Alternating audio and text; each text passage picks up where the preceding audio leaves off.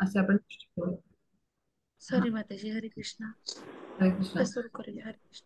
तर आता आपण आजचा आपला जो 6वा अध्याय आहे त्याचं नाव आहे ध्यान योग, तर तो अभ्यासणार आहोत. तर आता ह्या अध्यायामध्ये काय आहे तर ते समजून घेणार आहोत. म्हणजे ध्यान जे आहे तर त्या माध्यमातून भगवान श्रीकृष्णांच्या कृपेस कसं पात्र व्हायचं, म्हणजे श्रीकृष्ण जे आहेत तर त्यांच्याशी कसं जोडलं जायचं. योग म्हणजे काय, टू कनेक्ट, कृष्णाशी संबंध प्रस्थापित करणे किंवा आपली आध्यात्मिक स्वरूप स्थिती आहे तशी समजून घेणे. तर आपण कशा पद्धतीने कृष्णांना समजून घेऊन त्यांच्या कृपेस पात्र होऊ, म्हणजे कृष्णांचे उपदेश समजून घेऊ, कृष्णांना तत्वता जाणू आणि ध्यानाच्या माध्यमातून कृष्णांच्या कृपेस कसं प्राप्त व्हायचं, तर हे सगळं आपण समजून घेणार आहोत. मग आता आपण इस्कॉनचे जे आपले अर्चक आहेत इस्कॉन मँगलोरचे श्री श्री राधा गोविंदजी, तर त्यांच्या चरणी आपण साष्टांग नमन करूया. त्याचबरोबर इस्कॉनचे प्रमुख संस्थापक आचार्य श्रील प्रभुपाद त्यांच्या चरणी पण आपण साष्टांग नमन करून आपण आपल्या पुढच्या अभ्यासाला सुरुवात करूया. हा, मग त्याची पुढच्या स्लाइड्स घेऊया. हा, त्याच्या पुढे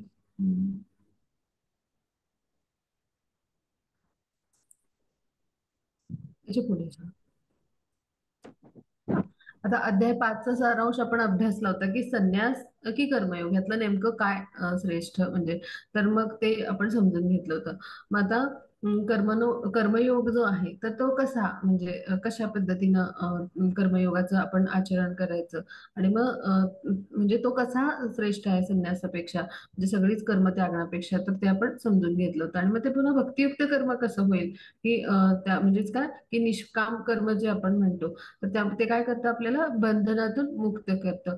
आणि असं जे कर्म आहे ते भक्तियुक्त कसं होईल, तर हे सगळं आपण पाहिलं होतं. आता सर्वोच्चवर लक्ष केंद्रित म्हणजे काय, तर कृष्णांना म्हणजे जाणण्याचे जे प्रयत्न करतो, तर तिथे आपण कृष्णांच्यावर आपलं सर्वोच्च म्हणजे कोण, तर भगवान श्रीकृष्ण त्यांच्यावर लक्ष केंद्रित करून, म्हणजे त्यांना केंद्रस्थानी मानून आपण प्रत्येक कर्म करून कशा पद्धतीने प्रकृतीच्या 3 गुणातून मुक्त होऊ शकतो हे अभ्यासलं होतं. आणि आपण पीस फॉर्म्युला अभ्यासला होता. तर तो काय आहे, म्हणजे कृष्ण हेच सर्वोच्च नियंत्रक आहेत. दुसरा काय आहे, कृष्ण हेच सगळ्यांचे परोपकारी किंवा कल्याणकारी असे म्हणजे हितचिंतक किंवा मित्र आहेत. आणि तिसरा काय आहे, श्रीकृष्ण हे परमोच्च आनंदाचं ठिकाण आहे, याला म्हणायचं शांती सूत्र किंवा पीस फॉर्म्युला. आता पुढे जाऊ आपण आजच्या अध्यायावर जाऊ. हा, मध्ये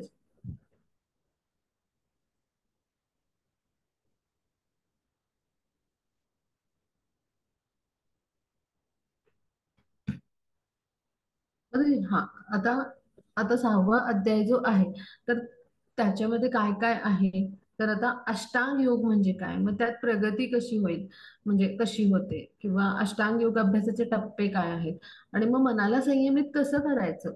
आणि मग ह्यासाठी म्हणजे कसे प्रयत्न करतात एखादे म्हणजे जे योगी आहेत किंवा जे ध्यानाच्या माध्यमातून जे भगवंतांना जाणण्याचे प्रयत्न करतात, तर ते मनाला संयमित कसं करतात आणि आपण मनाला संयमित कसं करायचंय, कृष्ण भावनेची काय पद्धती आहे, तर हे जाणणार आहोत.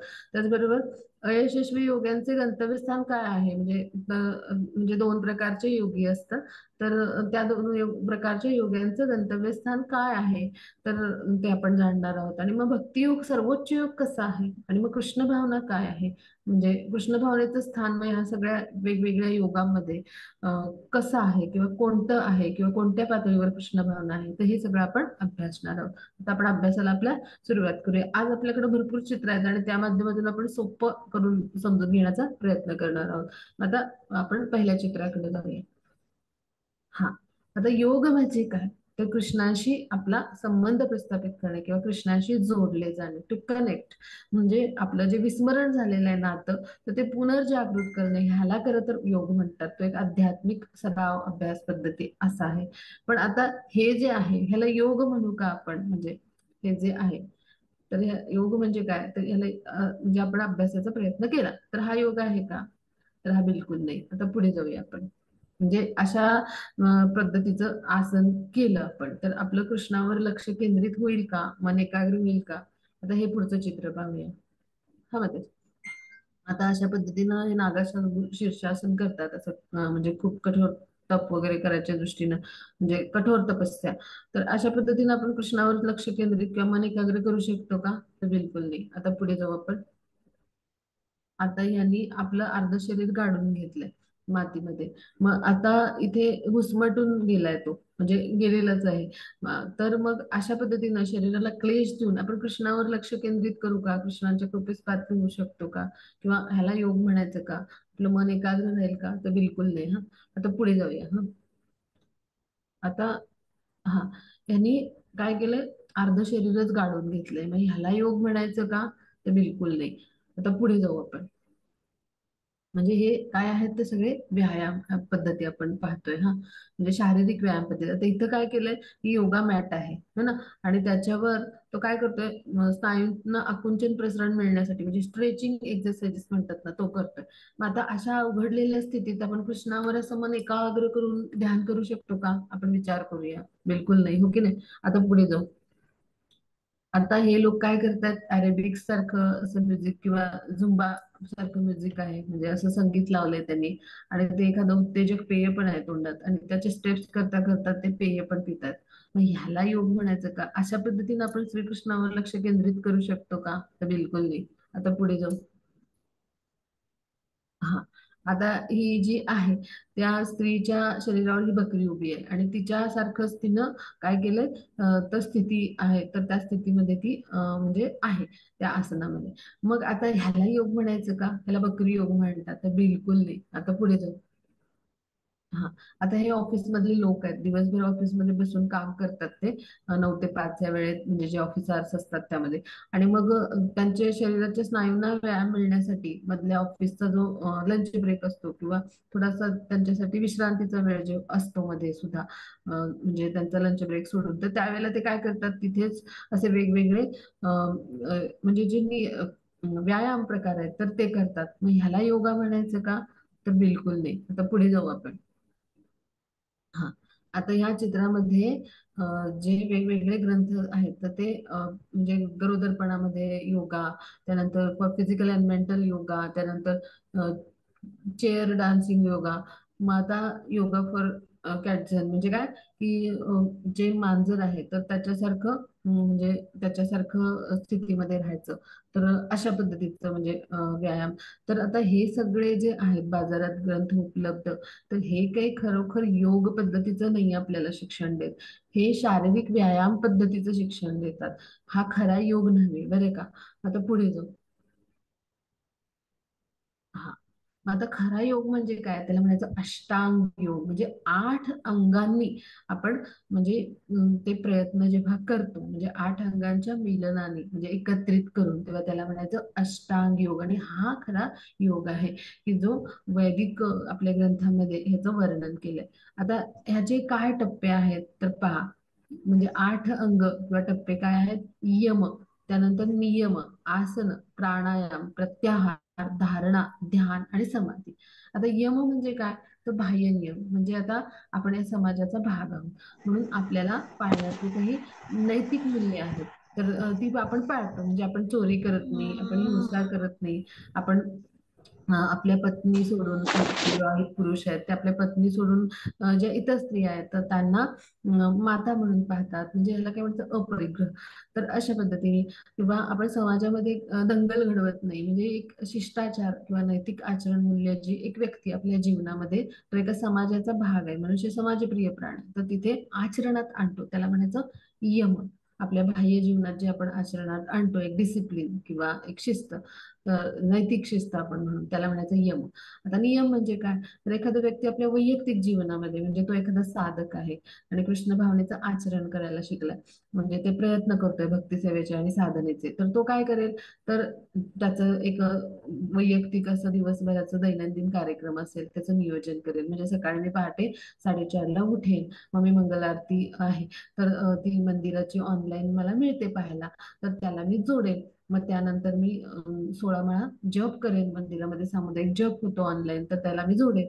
मग तो झाला की मी भागवतमचा क्लास करेन, जो इंग्लिशमध्ये असतो. मग त्यानंतर पुढे मी काय करेन, मग मी माझं काय असेल ते ऑफिस किंवा माझं जे काही कर्तव्यक्रम आहे किंवा माझ्या घरातल्या जे जबाबदाऱ्या आहेत ते करेन, म्हणजे असं जे दिवसभर आपलं असतं नियोजन, तर त्याला म्हणायचं नियम. आपले वैयक्तिक साधनेचे जे दैनंदिन कार्यक्रम असतात आणि त्याचं आपण जे अनुसरण करतो, म्हणजे आपल्याला जे गुरु असतात आध्यात्मिक, आपले जे प्रमाणित गुरु, त्यांच्या मार्गदर्शनानुसार, तर त्याला म्हणायचं नियम. मग आता आसन म्हणजे काय, की अशी मुद्रा की जिथे आपण अत्यंत म्हणजे काय, की अगदी म्हणू की अत्यंत अशा सुस्थितीत, म्हणजे कुठलाही ताण न घेता शारीरिक अशा पद्धतीनं बसू शकतो, म्हणजे किंवा बसण्याची आपली मुद्रा, तर त्याला म्हणायचं आसन, म्हणजे ध्यानासाठीचं आसन. मग आता प्राणायाम म्हणजे काय, तर आपल्या श्वासाच्या हालचाली असतात त्याच्यावर नियंत्रण करण्याचे ते प्रकार आहेत. मग श्वास आत घ्यायचा आणि बाहेर सोडायचा, तर त्याच्यामध्ये म्हणजे दीर्घ श्वसन, कुंभक, रेचक असे बरेच प्रकार. मग ह्याच्यामुळे काय होतं, आपण श्वासावर लक्ष केंद्रित करतो आणि श्वासावर नियंत्रण करायला लागतो. मग ह्याचा आपण काय करतो, सराव करतो. म्हणजे हे कशासाठी आहेत, तर मन आणि आपलं जे इंद्रिय आहेत, तर यांना संयमित करण्यासाठी अष्टांग योगाचं आचरण केलं जातं. मग आता म्हणजे हे उद्दिष्ट असल्यामुळे पहिल्यांदा श्वासावर आपल्याला लक्ष केंद्रित करण्याचा प्रयत्न होतो आणि मग मनावर, असं टप्प्याटप्प्याने जातात. मग प्रत्याहार म्हणजे काय, की ह्या प्रगतीमध्ये जे अडथळे येतात, म्हणजे इंद्रिय तृप्तीच्या गोष्टी, तर अशा ज्या आपल्या आसक्ती आहेत किंवा सूक्ष्म आसक्ती, तर त्या संवेदना आहेत, तर त्या सगळ्या नष्ट करून टाकणं आणि स्वतःच्या इंद्रियांना संयमित करणे, म्हणजेच काय, आपल्या आध्यात्मिक उन्नतीच्या विकासात ज्या अडथळे आणणाऱ्या आपल्या सकाम इच्छा, आसक्ती, सुप्त इच्छा किंवा सुप्त आसक्ती, तर त्यांचे अडथळे आहेत, ते सगळे म्हणजे त्यांच्या संवेदनाच काढून घेऊन काय करणे, नष्ट करणे. मग आता धारणा म्हणजे काय, तर ह्याच्या पुढचा टप्पा म्हणजे आपल्या मनाची एकदम एकाग्रता व्हायला लागते. आणि कोणावर, तर आपल्या हृदयस्थ जे परमात्मा आहेत भगवान श्रीकृष्ण, तर त्यांच्यावर मन एकाग्र करायचा प्रयत्न केला जातो. ह्याला म्हणायचं धारणा. मग आता ध्यान म्हणजे काय, की मन आणि बुद्धीने पूर्णतः हे सगळं ज्ञान श्रीकृष्णाविषयीचं जाणून त्यांच्या म्हणजे जे परमात्मा स्वरूप आहे, आपल्या हृदयस्थ परमात्मा आहे, तर त्यांच्या म्हणजे चरणी पूर्णतः शरण जाऊन आपण जेव्हा मन एकाग्र करायचा प्रयत्न करतो, तर त्यावेळेला त्याला म्हणायचं ध्यान. म्हणजे त्या अवस्थेमध्ये असे बरेच म्हणजे तास किंवा पूर्वी बरेच दिवस, बरेच महिने जे असे साधू असायचे, तर ते काय, असे आपण म्हणतो ना म्हणजे ध्यान अवस्थेमध्ये राहायचे, म्हणजे पूर्णतः आपण म्हणतो ना ऍब्सॉर्ब्ड स्टेट ऑफ माइंड, तर तशा पद्धतीने म्हणजे पूर्णतः मग्न आपण त्याला म्हणतो, तर तसे असायचे ध्यानामध्ये. मग आता समाधी म्हणजे काय, की जेव्हा मन, बुद्धी आणि आपल्या आत्म्यासह आपण समर्पण करतो, तर त्यावेळेला समाधी अवस्थेमध्ये त्या परमात्म्याला पूर्णतः शरण जाऊन आपण पूर्ण समर्पणात्मक जेव्हा म्हणजे त्याचं ध्यान करतो, तर त्याला म्हणायचं समाधी अवस्था. असे तासन तास दिवस किंवा महिने अशा समाधी अवस्थेत असायचे पहा पूर्वीचे जे योगी होते. तर हा ध्यान मार्ग आहे तो सत्ययुगात, कारण म्हणजे तो जो उपयोगी होता किंवा त्यावेळेला त्याचं आचरण केलं जायचं. ह्याचं कारण काय, तर ह्याचं कारण असं होतं की दीर्घायू होते सगळे, आणि त्याचबरोबर सत्वगुणाचं प्रमाण जे होतं ते पूर्णतः म्हणजे 100% होतं, आणि त्यामुळे सगळ्या सात्विक वृत्तीचे लोक होते. आणि त्यामुळं अशा पद्धतीनं म्हणजे वर्षानुवर्ष म्हणजे ध्यानाचं पद्धतीनं भगवान श्रीकृष्ण जे आहे, तर त्यांची भक्तिमय प्रेममय सेवा करण्याचा प्रयत्न केला जायचा. मग आता पुढे जाऊ आपण. हा, आता हे टप्पे आपण अभ्यासले. पुढची स्लाइड घ्या त्याची. हा, त्याची पुढची स्लाइड.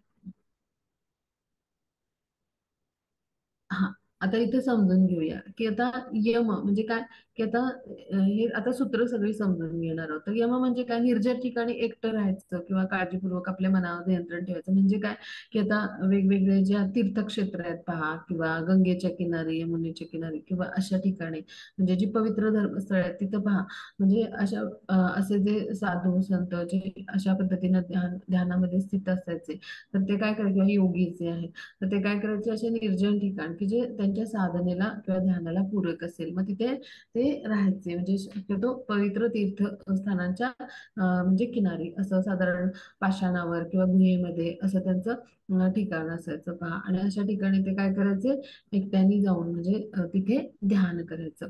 मग आता नियम म्हणजे काय, की आता आपल्या खाणे पिणे झोपणे काम करणे अशा सवयी असतात. मग आपल्या मनाला नियंत्रित करायचं, म्हणजे अति आहार काय करतो, तमोगुणाचं म्हणजे वृद्धी करतो आणि आपण खूप झोपू. आणि त्याचबरोबर अल्प आहार काय करतो, आपलं जे शरीर आहे तर ते सुद्धा सुव्यवस्थित राखलं पाहिजे. मग अल्पाहारामुळे काय होतं, की आपलं आरोग्य बिघडू शकतं. मग ह्यासाठी किंवा म्हणजे योग्य तो आपला संतुलित आहार म्हणजे फळं दूध अशा पद्धतीनं, की जो शरीराला काय करेल, उत्तम आरोग्य देईल. आणि त्याचबरोबर असे वेगवेगळे जे भौतिक इंद्रिय तृप्तीच्या गोष्टी आहेत तर त्याच्यातून आपण स्वतःला आसक्ती म्हणजे त्याच्यातल्या कमी करणं. तर अशा पद्धतीनं आपण जे वैयक्तिक जीवनासाठी जे काही आपण अशी सूत्र किंवा अशी दैनंदिनी रचतो, तर त्याला काय म्हणायचं, नियम. मग आता आसन म्हणजे काय, की कुशा म्हणजेच काय, दर्भाच्या गवतावर म्हणजे अशा आसनावर बसलं तर ते साधनेला पूरक आहे. म्हणजे कुशा गवत आहे तर ते म्हणजे काय आहे, तर नरसिंह भगवान जे आहे तर त्यांनी जे म्हणजे ते जेव्हा रागाने असे खूप म्हणजे खूप खूप असं ते रागावले, ते हिरण्यकशिपूवर क्रोधित झाले ते. आणि त्यावेळेला त्यांनी नरसिंह भगवान जे आहेत तर म्हणजे त्यावेळेला त्यांचे म्हणजे जे रागाने असे जे म्हणजे त्यांची जी आयाळ होती. हरे कृष्ण, माझा आवाज येतो? हो हरे कृष्ण. माताजी, येतोय. येतोय हा माताजी. हा. तर ती जशी झटकली होती नरसिंह भगवान यांनी आपल्या नरसिंह अवतारात, तर तसंच वराह अवतारामध्ये जे भगवान आले वराह अवतार घेऊन, तर त्यावेळेला वराह याचा अर्थ काय, तर डुक्कर. तर त्या अवतारामध्ये जेव्हा भगवंतांनी म्हणजे अवतार घेतला होता, म्हणजे त्या अवतारामध्ये ते आले, तर त्यावेळेला काय झालं, की ते म्हणजे त्यांनी जेव्हा त्या हिरण्याक्ष नावाच्या राक्षसाचे युद्ध केलं, तेव्हा त्यांच्या शरीरावर जे केस होते ते असे म्हणजे त्या द्वेषाने असे गळून भूमीवर पडले, पृथ्वीवर पडले. आणि म्हणजे जे युद्ध होतं ते खूप अवर्णनीय आहे, भागवतामध्ये त्याचं वर्णन आहे त्या दोघांमधलं. तर त्या हिरण्याक्ष राक्षसाने पृथ्वी चोरून नेली होती आणि त्या संदर्भात ती पृथ्वी आहे तर तिची सुटका करण्यासाठी भगवान यांनी वराह रूप धारण केलं होतं. मग ते जे केस पडले त्यांचे, तर ते म्हणजे कुशागवत आहे. आणि ते म्हणजे असं पवित्र मानलं जातं. आणि मग त्याच्यावर बसून आपण जर साधना केली, भक्ती साधण्याचे प्रयत्न केले, ध्यान किंवा जप धारणा, तर ते खूप पवित्र मानलं जातं. मग त्याच्यावर मग मृगार्जिन घातलं जायचं पूर्वीच्या काळी, म्हणजे कुठल्याही अशा आसनावर एखादं वस्त्र असं घातलं जायचं. मग त्या म्हणजे त्याच्यावर अशा पद्धतीनं आपण आसनस्थ व्हायचं. मग हे आसन खूप असं उंच म्हणजे डोंगराच्या कड्यावर असं म्हणजे नको, किंवा खूप खाली जमिनीलगत नसो. म्हणून काय करायचंय, तर गंगा किनारी किंवा केदारनाथ बद्रीनाथ आपण पाहतो अशा ठिकाणी योगी आजही म्हणजे किंवा हिमालयाच्या पायथ्याशी असे ध्यानस्थ असलेले पाहतो पहा म्हणजे. तर ह्याचं कारण काय, तर खूप उंच पण नको ठिकाण आणि खूप जमिनीलगत पण नको, म्हणून डोंगरातली एखादी गुहा किंवा उंच पाषाणावर अशा पद्धतीने हे जे योगी आहेत तर ते ध्यानस्थ होतात. आणि मग त्यावेळेला ध्यान कसं, तर इथं चित्रात पहा सगळ्यांनी, आपलं जे शरीर आहे, मान आहे, डोकं आहे, हे सगळं एका सरळ रेषेत करायचं. आणि सुखासनात म्हणजे अशा पद्धतीने आपण बसायचं. आणि नाकाच्या टोकाकडं आपलं काय दृष्टी किंवा आपलं म्हणजे डोळे आहेत तर ते थोडेसे असे अर्धे उघडे टाकून, म्हणजे म्हणजे पूर्ण बंद पण नाही आणि पूर्ण उघडे पण नाहीत, तर त्याला काय म्हणायचं, की असे अर्धोन्मिलित नेत्र. तर अशा नेत्रांनी काय करायचं, तर नाकाच्या टोकाकडे आपण पाहायचं, नाकाचं हे अग्र आहे त्याच्याकडे आपलं मन स्थिर करायचा प्रयत्न करायचा. आणि जे लैंगिक जीवन कामवासना आहे तर त्याच्यापासून त्या विचारांपासून मुक्त व्हायचा प्रयत्न करायचा. म्हणजे आपलं मन कसं आहे, चंचल आहे, तर त्याला आटोक्यात आणण्याचा प्रयत्न करायचा. मग ही झाली ध्यान स्थिती. आणि त्या पद्धतीनं काय करायचं, तर भगवान जे आहेत म्हणजे परमात्मा स्वरूप जे आहे तर त्याच्यावर लक्ष केंद्रित करायचं, की हृदयस्थ भगवान आहेत त्यांच्या रूपाचं ध्यान करायचं. तर असं जे आहे तर ते आसन जेव्हा आपण म्हणजे अशा आसनावर जेव्हा आपण बसतो, तर त्याद्वारे आपण काय करत असतो, तर परमात्म्याशी एकरूप व्हायचा प्रयत्न करत असतो. म्हणजे अत्यंत सुस्थितीत बसून, म्हणजे ज्याद्वारे आपलं मन आणि बुद्धी टप्प्याटप्पे आहेत ना, ते आपण अभ्यासले तर, आणि पुढे आत्म्यासह आपण एकरूप म्हणजे होऊ शकतो, किंवा मन एकाग्र होईल पूर्णतः त्या परमात्म्याच्या रूपावर. यासाठी आसनाचं महत्व आहे. मग आता प्राणायाम म्हणजे काय, की श्वास आत घेणे आणि बाहेर जाणे. तर ह्या ज्या हालचाली आहेत, तर ह्या थांबवण्याचा सराव करायचा. आणि मग ह्यामुळे काय होतं, आपलं मन जे आहे तर त्याच्यावर म्हणजे नियंत्रण करण्यासाठी, म्हणजे मन एकाग्र करण्यासाठी आधी सुरुवात कुठे करायची, तर श्वासावर नियंत्रण आणायचं. आणि मग श्वासावर नियंत्रण आणून आपण काय करायचं, तर मनाला संयमित करायचा प्रयत्न करायचा. मन स्थिर करून एकाग्र करायचा प्रयत्न करायचा असतो. मग आता पुढे जाऊ आपण.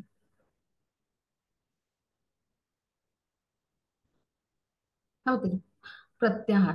आता या भौतिक अस्तित्वाच्या अंतर्धारणा म्हणजे काय, मानसिक क्रियाकल्पना शिस्त लावतात. म्हणजेच काय, की आपल्याला भौतिक आसक्ती आहेत तर त्या रहित, म्हणजे त्या स्थितीत आपण स्थिर असं राहण्यासाठी काय करायचं, की ह्या भौतिक आसक्ती ज्या आहेत, वेगळ्या इच्छा कामना, तर त्या त्यागायच्या. आणि त्यातलं जे मनाचं म्हणजे जी आसक्ती तर ती काढायचा प्रयत्न करायचा. मग ह्याला म्हणायचं योग प्राप्त झाला. म्हणजे त्याच्या या सगळ्या आसक्ती, इंद्रिय तृप्तीच्या भौतिक आसक्ती नष्ट होतात. आणि मन कसं एकाग्र व्हायला लागतं परमात्म्यावर. मग आता ध्यान म्हणजे काय, मग त्याला काय म्हणायचं, योग प्राप्त झाला असं म्हणायचं. मग ध्यान म्हणजे काय, की वारा नसलेल्या ठिकाणी जसं ज्योत आहे ती बिलकुल डगमगत नाही बघा, स्थिर असते, अशी आपण पाहिलं असेल. मग तसं अगदी मन नियंत्रित करायचं आणि त्या दिव्य रूपावर परमात्म्याचे ध्यान करायचं. ते चित्रात दाखवलंय पहा.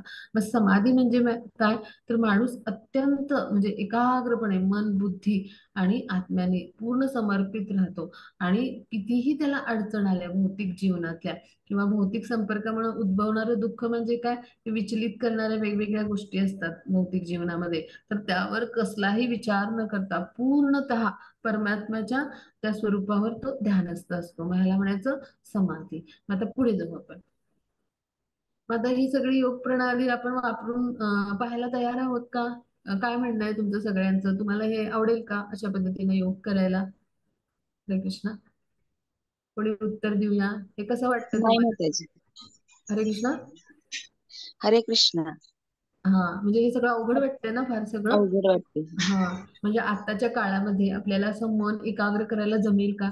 आणि आपल्याला मन एकाग्र करायचा आपण प्रयत्न केला, तर आपण जर घरात असू तर आपल्याला ऑफिसचे विचार येतील, किंवा आपण जॉब नसेल करत, घरात असू तर आपल्यावर जबाबदाऱ्यांचे विचार येत असेल, किंवा बाहेर जाऊ तर आपल्याला मुलाबाळांचे विचार येतील, किंवा आपण विद्यार्थी आहोत, आपण अभ्यास करत असू तर आपल्याला आई काय म्हणाले आठवेल. म्हणजे अशा पद्धतीनं, किंवा आई आपण जेव्हा आईच्या संपर्कात राहू आणि आपण ध्यान करायचा प्रयत्न करू, म्हणजे आई समोर आहे आपली आणि ध्यान करायचा प्रयत्न करतोय, तर आपल्याला आपल्या कॉलेजमध्ये काय झालं आठवेल. म्हणजे अशा पद्धतीने आपलं मन जे आहे ते चंचल आहे. आणि ते एकाग्र करायचा प्रयत्न केला तर आपण 5 मिनिटं पण एकाग्र करायचं म्हणजे करण्यात यशस्वी होऊ शकू असं नाही. म्हणजे कलियुगामध्ये अशी आपली स्थिती आहे. आणि मग हे सगळं फार अवघड आहे, हो की नाही?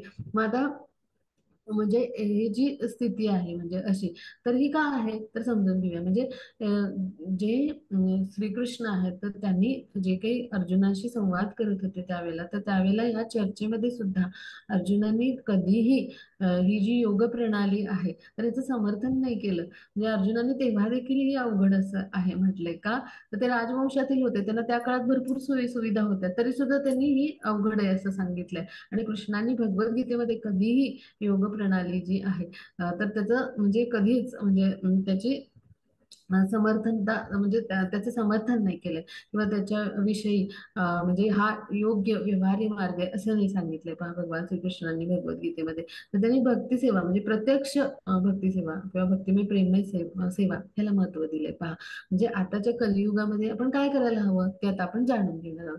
त्याची पुढची स्लाइड. हा होतं. हा, मग आता आपलं मन आणि बुद्धी एकाग्र अर्जुनाने देखील केली होती पहा, की ती जी गोष्ट आहे की जो पक्षाचा डोळा आहे, तर त्याच्यावर त्यांनी मन एकाग्र केलं होतं आणि जसं द्रोणाचार्यांनी सांगितलं त्याप्रमाणे पक्षाचा डोळा आहे तर तो त्यांनी भेदला. किंवा द्रौपदी जी होत्या त्यांच्या स्वयंवर होतं त्यावेळेला काय सांगितलं कृष्णांनी की तू काय कर, त्या मत्स्यावर लक्ष केंद्रित कर. मग त्यांनी पाण्यामध्ये पाहून मत्स्यावर लक्ष केंद्रित केलं आणि बाणाने तो मासा भेदला. तर ही जी म्हणजे ही एकाग्रता आहे. तर अशा पद्धतीची एकाग्रता म्हणजे अर्जुन जे होते तर त्यांनी म्हणजे ती मिळवली होती. म्हणजे काय की असं मन एकाग्र किंवा बुद्धी आणि मन हे जेव्हा एकाग्र असतं तर त्याच वेळेला आपण काय करू शकतो की अशा पद्धतीनं म्हणजे योग्य ती कृती करू शकतो किंवा योग्य ते म्हणजे आपलं जे उद्दिष्ट आहे तर ते प्राप्त करू शकतो. मग आता पुढे जाऊ आता. हे सगळं आपण का अभ्यासतोय त्याचं कारण काय, म्हणजे अर्जुनाची मनाची एकाग्रता किती प्रचंड होती पहा. आपल्याला जमेल का हे आताच्या काळात? तर बिलकुल नाही. आता हे आहेत नरनारायण. तर ही गोष्ट आहे. दक्ष महाराजांचे हे पुत्र आहेत अनेक पुत्रांपैकी. तर त्यांनी काय केलं की सांगितलं आम्ही काही गृहस्थ आश्रमात प्रवेश करणार नाही, आम्ही काय करू तर तप करू. मग केदारनाथ तिकडे ते गेले आणि मग तिकडं बद्रिकाश्रम वगैरे जो आहे तर तिकडे जाऊन त्यांनी काय केलं तिथल्या जंगलामध्ये तप करायला सुरुवात केली. ते महान योद्धे आहेत नरनारायण हे. दरवेळी दर युगामध्ये काय होतात तर वेगवेगळ्या रूपात म्हणजे येतात. कुठल्या तर नारायण म्हणजे भगवान कृष्ण त्यांचा अवतार आणि नर म्हणजे काय त्यांचं म्हणजे जो भक्त आहे. तर प्रत्येक युगामध्ये हे असे जोडीने येतात. तर आता द्वापार युगामधले कुठले तर अर्जुन म्हणजे नर रूप आहे त्यांचे उत्तम भक्त आणि नारायण म्हणजे कोण आहे तर भगवान श्री विष्णूंचं तो अवतार आहे. मग आता ते तिथे ध्यानस्थ होते पण त्यांनी काय केलं होतं वृक्षावर असे वेगवेगळे धनुष्य बाण असे टांगलेले होते. म्हणजे धनुष्य टांगलेले होते आणि बरेच बाण तिथे असे पडलेले होते आणि धनुष्य तिथे टांगलेलं होतं त्या दोघांचं. असं त्यांनी पाहिलं म्हणजे दोनच होते. मग तिथे प्रल्हाद महाराज हे आले जंगलात शिकारीला आले होते आणि मग त्यांनी पाहिलं की हे जे आहेत ध्यानस्थ बसलेले योगी आहेत आणि धनुष्यबाण तर इथे दिसतात. मग त्यांनी मनात असा विचार केला हे तर योगी आहेत मग ह्यांना म्हणजे हे धनुष्य आणि बाणाची आवश्यकता काय आहे, म्हणजे हे तप करतात तर. मग आता नारायण म्हणजे भगवान श्रीकृष्णांचा अवतार आहे, ते अंतर्यामी आहेत भगवान, त्यांनी ते जाणलं. मग ते म्हणाले नारायण की आपल्याला जितकं क्षमतेनं समजतं तितकंच आपण जाणून घ्यावं असं म्हणाले. मग प्रल्हाद महाराजांना राग आला आणि त्यांच्याशी युद्ध झालं आणि ते हजारो लाखो वर्ष चाललं युद्ध. आणि मग प्रल्हाद जे आहेत प्रल्हाद महाराज हे भगवान विष्णूंचे भक्त आहेत. ते भगवान कृष्णांचे, विष्णू हे त्यांचं आपल्या ब्रह्मांडासाठीच अवतार रूप आहे, सांश विस्तार आहे. तर मग वैकुंठात गेल्यावर त्यांनी विचारलं की असं का झालं, म्हणजे माझा पराभव का झाला. तर तेव्हा त्यांनी सांगितलं की तो म्हणजे मी स्वतःच आहे, माझाच अवतार आहे तो. म्हटल्यावर प्रल्हाद महाराज त्यांना शरण गेले. म्हणजेच काय, आता इथं आपण पाहूया की म्हणजे मन कसं आपलं चंचल आहे हे आपण अभ्यासतो. आता पुढे जाऊ आपण. आता पुढचं चित्र पाहूया. आता इथे अर्जुन आणि भगवान शिवजी यांचं युद्ध आहे बरं का. तर ही गोष्ट आहे. तर अर्जुन जो होता तर त्याला हे महाभारतातलं युद्ध घडण्यापूर्वी त्याला दिव्य असं पशुपती अस्त्र हवं होतं आणि त्याला मग मार्गदर्शन केलं म्हणजे ऋषीमुनींनी की तू काय कर तर आता तू तप कर आणि शिवजी म्हणजे शिवजींची उपासना कर आणि त्या योगी तुला काय मिळेल तर ते अस्त्र प्राप्त होईल. मग त्यांनी काय केलं तो म्हणजे अरण्यात गेला आणि तिथं त्यांनी तप करायला सुरुवात केली. मग त्याचे तप इतकं म्हणजे त्याच्यामध्ये सामर्थ्य होतं त्याच्या ध्यानामध्ये की तिथं भरपूर उष्णता निर्माण झाली आणि तिथे जे ऋषीमुनी तपाला आलेले होते किंवा ध्यानस्थ होते तर त्यांच्यामध्ये त्याची चर्चा सुरू झाली. म्हणजे इतकं तो उत्तम पद्धतीने ते करू लागला. मग शिवजींपर्यंत ही सगळी वार्ता पोहोचली. म्हटल्यावर त्यांना फार आपला भक्त कसा आहे हे जाणून घेण्याची उत्सुकता निर्माण झाली आणि मग त्यांनी काय केलं तर एका पारध्याचा वेश धारण केला आणि त्यांचे असे भक्तगण वेगवेगळे जे राक्षस वगैरे आहेत तर एकाला त्यांनी म्हणजे डुक्कर बनवलं, त्याला डुकराचं रूप दिलं आणि मग त्यांनी काय केलं पारधी बनवून त्याची शिकार करायला सुरुवात केली. म्हणजे ते धावायला लागलं डुक्कर पुढे. मग तिकडून अर्जुन ते डुक्कर आपल्या अंगावर येते म्हणून त्याने बाणाने ते वेधलं. मग ते दोघे समोरासमोर आले तेव्हा त्यांच्यामध्ये वादविवाद झाला की ही माझी शिकार आहे. म्हटल्यावर मग दोघांमध्ये म्हणजे युद्ध झालं म्हणजे अर्जुनाला राग आला, म्हणजे की हा व्यक्ती ऐकत नाही आहे, माझी शिकार आहे म्हणतोय. आणि मग अर्जुनाचं त्यांच्याशी युद्ध झालं. मग ते बराच वेळ चाललं. मग शेवटी अर्जुन जो आहे तो थकला. मग त्यांनी काय केलं, थोडीशी विश्रांती घेतली. त्यांना सांगितलं की मी माझ्या आता जे उपास्य आहेत तर त्यांना मी म्हणजे त्यांचं सेवा करून येतो. मग ठीक आहे म्हणाले शिवजी. मग ते गेले, अर्जुनचे आहेत, आणि त्यांनी जे लिंग होतं, म्हणजे जी म्हणजे जे पिंड होती शिवाची, तर त्याला काय केलं त्यांनी, आपलं म्हणजे पूजा केली आणि फुलांची माळ करून त्याला अर्पण केली बरं का. मग त्यांनी फुलांची माळ जेव्हा समर्पित केली, तर त्यावेळेला अ, तोच फुलांचा हार आहे तो शिवजींच्या गळ्यात, म्हणजे जो पारद्याचं रूप घेऊन आले होते, तर त्या पारद्याच्या गळ्यात त्यांना दिसला. मग त्यांनी जाणलं की हे भगवान म्हणजे जे आहेत तर ते शिवजी आहेत. आणि मग त्यांनी काय केलं, त्यांना शरण गेले आणि त्यांची भक्ती पाहून प्रसन्न झाले शिवजी, आणि त्यांनी त्यांना आपलं पशुपती अस्त्र की जे गांडीव धनुष तर ते त्यांना दिलं. म्हणजेच काय, की आता हे सगळं आपण का अभ्यासत आहोत त्याचं कारण आहे पुढच्या श्लोकामध्ये. आपण पुढच्या स्लाइडवर जाऊया. हा माताजी वाचू. हरे कृष्णा. चञ्चलं हि मनः कृष्ण प्रमाथि बलवदृढम् तस्याहं निग्रहं मन्ये वायोरिव सुदुष्करम्. हरे कृष्णा. हा, त्याचा अर्थ पुढच्या स्लाइड मध्ये आहे माताजी. पुढची स्लाइड घेऊया. हा माताजी वाचूया. मंजिरी माताजी, हरे कृष्ण. हरे कृष्णा. हे कृष्णा, मन हे चंचल, अशांत, जिद्दी आणि अतिशय बलवान आहे आणि त्याला वश करणे माझ्या मते वाऱ्यावर नियंत्रण ठेवण्यापेक्षाही कठीण आहे. हरे कृष्ण. हरे कृष्ण. आता काय म्हणतात अर्जुन, की हे मन कसं आहे, हे कृष्ण हे मन अत्यंत चंचल आहे, म्हणजे आणि ते अशांत आहे पुन्हा, आणि जिद्दी आहे म्हणजे हट्टी आहे, आणि त्यातलं ते फार बलवान आहे, आणि त्याला वश करायचं म्हणजे वाऱ्यावर पण मला एक वेळ नियंत्रण करायला जमेल, पण ह्या मनावर कसं काय बरं. तर ह्याचे असं पाठीमागे एक गोष्ट आहे, की अर्जुनानं काय केलं होतं, की अग्निदेवता म्हणजे अग्निदेवाला भूक लागली. मग काय झालं, की खांडव जे आहे तर तिथे सगळा वणवा पेटला होता. मग इंद्र काय करायचा, पर्जन्यवृष्टी करायचा, आणि देवदेवता त्याला सहाय्य करायचे. मग त्याच्यात वायू देव म्हणजे जो आहे म्हणजे वारा, तर तो काय करायचा, तो पण सहभागी व्हायचा, आणि त्यामुळं तो अग्नी आहे तो विजायचा. अग्निदेवाला भूक लागते म्हणजे काय, तो सगळीकडे वणवा पेटतो.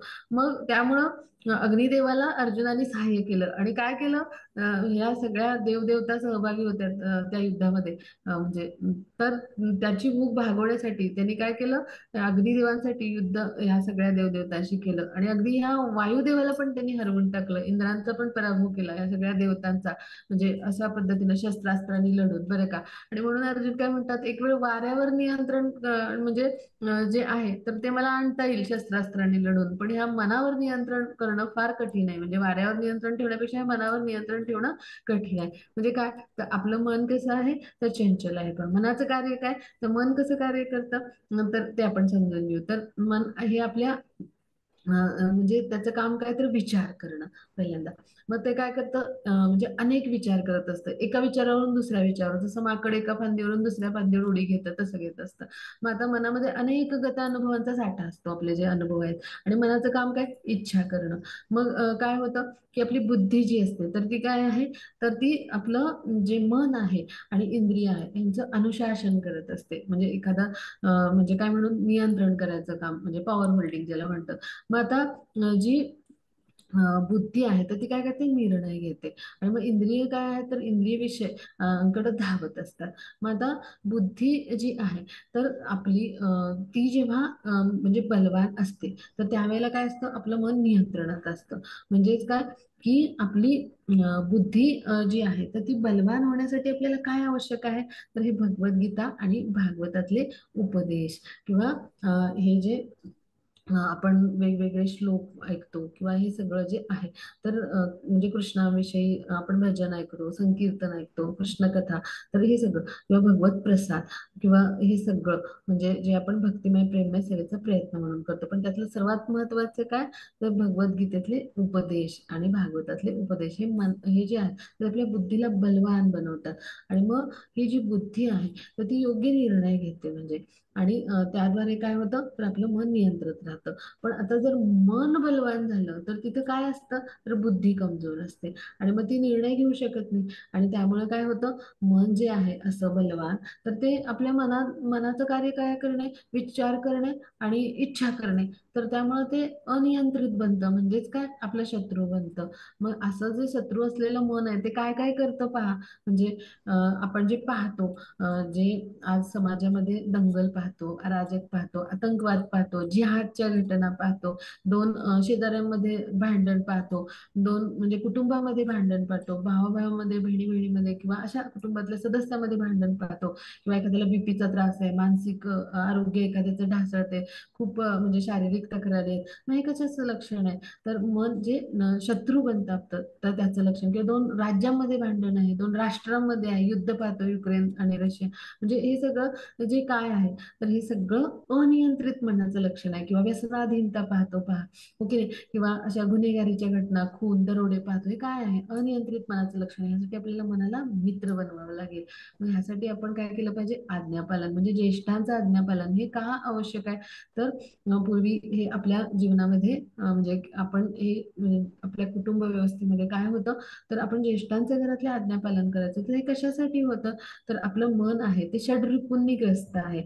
आणि जोपर्यंत आपण म्हणजे मनाच्या अधीन आहोत तर तोपर्यंत आपण ह्या 3 गुणांमध्ये आपण काय असतो गुंतलेला असतो. पण जेव्हा आपण श्रीकृष्णांना शरण जाऊ तेव्हा श्रीकृष्णांच्या संतुष्टीसाठी कार्य करण्यासाठी किंवा परमात्म्याच्या आज्ञेचं पालन करण्यासाठी काय व्हावं लागेल तर आपल्या मनाला मित्र करावं लागेल. आणि जेव्हा आपण घरातल्यांच्या ज्येष्ठांचं ऐकू किंवा ज्येष्ठांच्या मार्गदर्शनानुसार अनुसरण करू, त्याच वेळेला आपण परमात्म्याच्या आज्ञांचा आपण काय करू अनुसरण करू किंवा त्याच्या आज्ञांचं पालन करू, हो की नाही. यासाठी मन नियंत्रित पाहिजे आणि इंद्रिय संयमित पाहिजे. त्याच वेळेला काय होईल की परमात्म्याला शरण जाऊन आपण त्याच्या आज्ञेचं पालन करू, अन्यथा काय होईल आपलं मन शत्रू बनेल. म्हणजे आता ते कसं ते आपण ते पुढे पाहू. हा मग त्याची पुढची स्लाईड.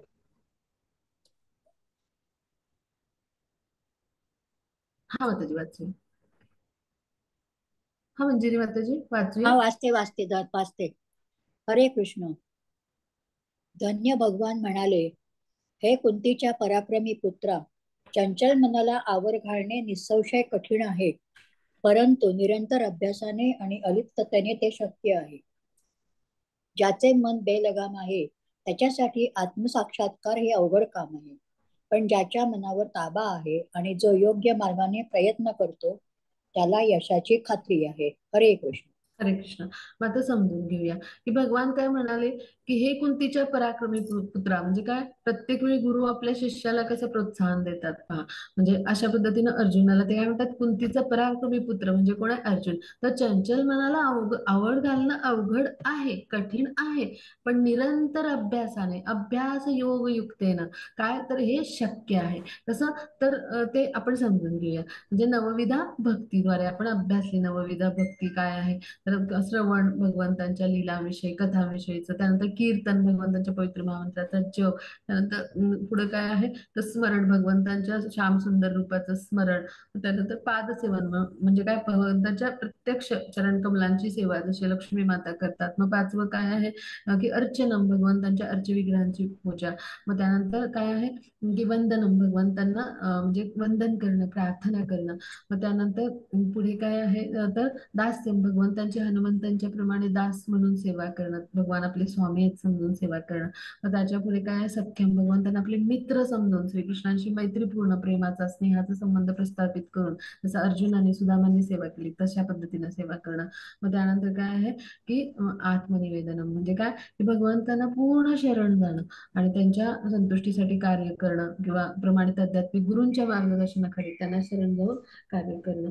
तर ही जी आहे तर ही ही जी आहे तर ही नवविधा भक्ती आहे. म्हणजे ह्या निरंतर अभ्यासाने म्हणजे नवविधा भक्तीने आपल्याला काय करता येईल तर ह्या मनाला नियंत्रित करता येईल. आणि ज्याचं मन जे आहे तर ते बेलगाम आहे, म्हणजे ज्याच्या मनावर ताबा नाहीये, तर त्याच्यासाठी आत्मसाक्षात्कार हे अवघड आहे. पण ज्याचं मन नियंत्रणात आहे, म्हणजे ज्याच्या मनावर ताबा आहे, तर त्याला नक्कीच आत्मसाक्षात्काराचा हा टप्पा आहे तो गाठता येईल. म्हणजे काय की जो या मार्गाने म्हणजे अशा नवविधा भक्ती म्हणजे या भक्तिमय प्रेममय मार्गाने सेवा करतो, तर त्याला निश्चितच काय करता येईल, तर यश मिळवता येईल. तर कसं यश मिळवता येईल, तर पहा आपलं आता समजून घेऊया की कसं आहे. सत्ययुगामध्ये काय होतं, तर सर्वात पहिल्यांदा म्हणजे जे असुर होते, तर ते वेगळ्या ग्रहावर होते आणि भगवान वेगळ्या ग्रहावर होते. हिरण्याक्ष आणि भगवान यांच्यामध्ये युद्ध झालं. पृथ्वी माता त्यांनी चोरीला नेली होती आणि रसातळ नावाचा जो पाताळ आहे तिथे लपवून ठेवली होती. मग आता पुढे म्हणजे जे त्रेतायुग आहे तिथे काय झालं, तर त्यावेळेला असं झालं की भगवान आणि जे असुर आहे तर ते वेगवेगळ्या देशामध्ये म्हणजे काय, तर त्रेतायुगामध्ये भगवान रामचंद्रांच्या स्वरूपात भगवान कृष्णाने अवतार घेतला आणि रावण हा लंकेमध्ये होता, म्हणजे वेगवेगळ्या दोन देशांमध्ये होते. मग आता द्वापार युगामध्ये काय झालं, तर असुर म्हणजे असुरी प्रवृत्तीचे लोक म्हणजे दुःशासन, दुर्योधन हे सगळे हे आणि पांडव हे कसे, तर जे आहेत ते दैवी प्रकृतीचे लोक, जे पांडव आहेत ते म्हणजे, तर हे एकाच कुटुंबात म्हणजेच काय की भगवान जे आहेत ते पांडवांच्या पक्षात होते. म्हणजेच काय की श्रीकृष्ण जे आहेत तर ते अशा म्हणजे पक्षाच्या बाजूने लढत होते की जिथे असे धर्माचरणी लोक आहेत. म्हणजेच काय की एकाच कुटुंब म्हणजे एकाच कुटुंबातल्या दोन भावामध्ये हे युद्ध म्हणजे दोन गटामध्ये हे युद्ध झालं होतं. मग आता जी कलियुगामध्ये परिस्थिती काय आहे की एकाच मनुष्यामध्ये असुरी आणि दैवी गुण आहेत. दैवी गुण म्हणजे चांगले गुण जे आहेत, मग तर हे एकाच मनुष्यामध्ये आहेत. मग जेव्हा आपलं मन अनियंत्रित आहे म्हणजे काय, तर आपण असे असुर आपले जे आहेत वेगवेगळे दोषरूपी, तर त्यांनी आपलं मन ग्रस्त आहे पहा. आणि जेव्हा आपण चांगले गुण म्हणजे जे दैवी गुण आहेत तर ते आत्मसात करतो तेव्हा काय होतं, तर आपलं मन मित्र बनतं. मग आपल्याच एकाच म्हणजे मनुष्यामध्ये दैवी आणि आसुरी गुण आहेत. मग आपल्या शरीरामध्ये जे आसुर आहेत तर त्यांचा पराभव करण्यासाठी आपल्याला काय करायला लागेल, अभ्यास योगयुक्तेनं म्हणजे काय, तर निरंतर अभ्यासाने नवविधा भक्तीने आपल्याला काय करायला लागेल, तर यश मिळवायला लागेल. त्यासाठी काय केलं पाहिजे, कृष्णाला शरण गेलं पाहिजे, त्यांची भक्तिमय प्रेममय सेवा केली पाहिजे. आता पुढे जाऊ. आता मनाला कसं मित्र बनवायचं, तर ते आपण सगळं अभ्यासला. आता पुढे जाऊया आपण. हा माताजी पुढची स्लाइड घेऊ. हा, हे एकाच शरीरामध्ये काय आहेत, असुरी गुण पण आहेत आणि दैवी गुण पण आहेत. मग आपल्याला काय करायचंय, असुरांना हरवायचंय. मग ह्यासाठी काय करायला लागेल, कृष्ण भावनेचा आपण स्वीकार करायचा. मग आता कसं ते आता पुढे पाहणार आहोत. आता मग त्याची पुढची स्लाइड घेऊ. हा, मग आता हा माताजी वाचूया. हरे कृष्ण. हरे कृष्ण. ज्याने मनावर विजय मिळवला आहे त्याच्यासाठी मन हे सर्वोत्तम मित्र आहे. परंतु जो तसे करण्यात अयशस्वी ठरला त्याचे मनच सर्वात मोठे शत्रू असेल. हरे कृष्ण. हरे कृष्ण. मग आता ज्यानं मनावर विजय मिळवला त्याच्यासाठी मन हे सर्वोत्तम मित्र आहे. म्हणजेच काय की मन हे कसं आहे, तर बुद्धीच्या म्हणजे नियंत्रणात आहे. जो मनावर विजय मिळवतो म्हणजेच काय, मनावर विजय कधी मिळेल, आपली बुद्धी बलवान असेल तर. मग बुद्धी बलवान कधी बनते, तर भगवद्गीतेतले हे उपदेश, भागवतातले उपदेश आपण ऐकतो, हरे कृष्ण महामंत्राचा जप करतो किंवा असं शास्त्रांचं अध्ययन करतो, नवविधा भक्ती करतो, कृष्ण प्रसादाचं ग्रहण करतो. मग हे सगळे भक्तिमय प्रेममय सेवेचे अंग आहेत. तर ह्यांनी काय होईल, अभ्यास योगयुक्तेनं आपलं मन हे काय बनेल, मित्र बनेल. आणि तेव्हा जेव्हा मन आपलं नियंत्रणात राहील आणि जेव्हा ते संयमित होईल तेव्हाच ते आपल्या शरीरात जो स्थित भगवान आहेत, परमात्मा स्वरूपात आहेत, तर त्यांच्या आज्ञेचं पालन करेल. अन्यथा काय होईल, जो अयशस्वी ठरला, त्याचं मन अनियंत्रित झालं, तर ते काय होईल, तर म्हणजे काय होईल, तर ते मन जे आहे ते सर्वात मोठा शत्रू ठरेल. कारण आपल्यामध्ये असुरी गुण पण आहेत. मग त्या गुणांचं प्राबल्य वाढेल. म्हणजेच काय, आपली बुद्धी कमजोर होईल आणि मन जे आहे ते बलवान होईल. आणि असं बलवान मन आहे ते चंचल आहे आणि ते हट्टी आहे आणि त्याला आवरणं कठीण आहे. आणि त्यामुळं काय होईल की इंद्रिय तृप्तीच्याच गोष्टीमध्ये रममाण होईल. मग त्याला काय चांगलं काय नको हे विचार करणारी बुद्धी आहे आपली, सारासार विचार करणारी विवेक बुद्धी असते.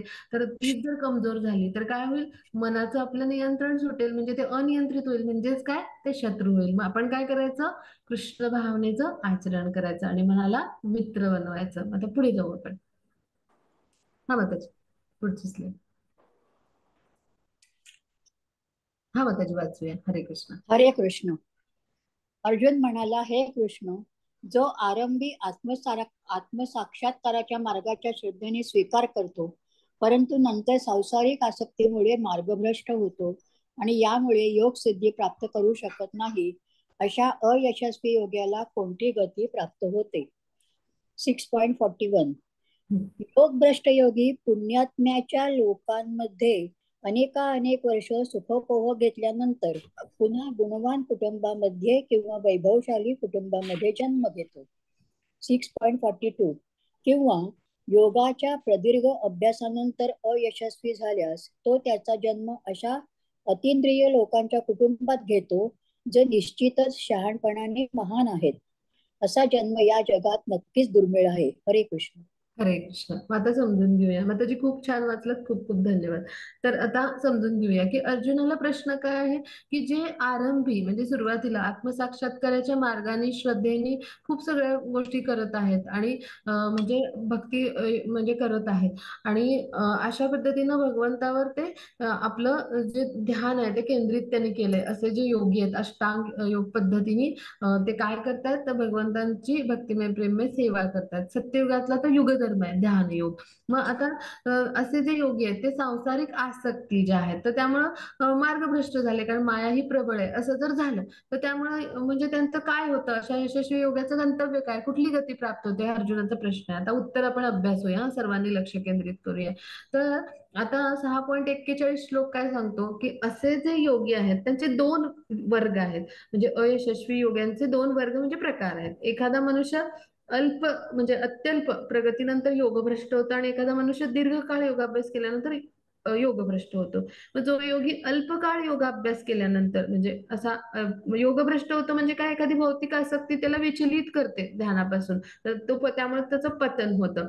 मग असा जो आहे तर अशा पुण्यवान जीव असतात, कारण त्यांनी अल्पकाळ का होईना काय केलेले असते, तर परमोच्चवर म्हणजे श्रीकृष्णावर ध्यान करण्याचा प्रयत्न केलेला असतो. मग त्यासाठी त्यांना उच्चतर लोक म्हणजे जे आहेत स्वर्ग लोक वगैरे किंवा देवता जिथे असले आहेत असे लोक म्हणजे, तर अशा उच्चतर भौतिक लोकांमध्ये त्यांना प्रवेश मिळतो. मग या ठिकाणी दीर्घकाळ जीवन व्यतीत केल्यानंतर पुन्हा त्यांना सात्विक जे म्हणजे धर्मपरायण कुटुंब आहे किंवा ब्राह्मण किंवा वैष्णव किंवा एखादा श्रीमंत व्यापारी मनुष्य त्याच्या घरी जन्म मिळतो. म्हणजे काय, की उच्चतर लोकांमध्ये पृथ्वी लोकांच्या दशलक्षपट सुख आहेत. मग तिथलं सुख उपभोगल्यानंतर त्यांना अशा एखाद्या वैष्णवाकडे किंवा पवित्र ब्राह्मण म्हणजे ब्राह्मण वर्णाचे लोक बरं का, तिथं ज्ञान आणि दिलं जातं आणि सेवा म्हणजे भगवंतांची, तर अशा ठिकाणी जन्म मिळतो. किंवा श्रीमंत व्यापाऱ्याच्या घरी जन्म होतो. म्हणजे काय, त्यांना भगवान संधी देतात की जो काही योगाभ्यास आहे की जो त्यांचा टिकू शकला नाही, भौतिक प्रलोभनामुळे ते अपयशी झाले, तर भगवान त्यांना संधी देतात की ह्या वैभवशाली जीवनामध्ये एखाद्या श्रीमंत कुटुंबात तो जन्माला आला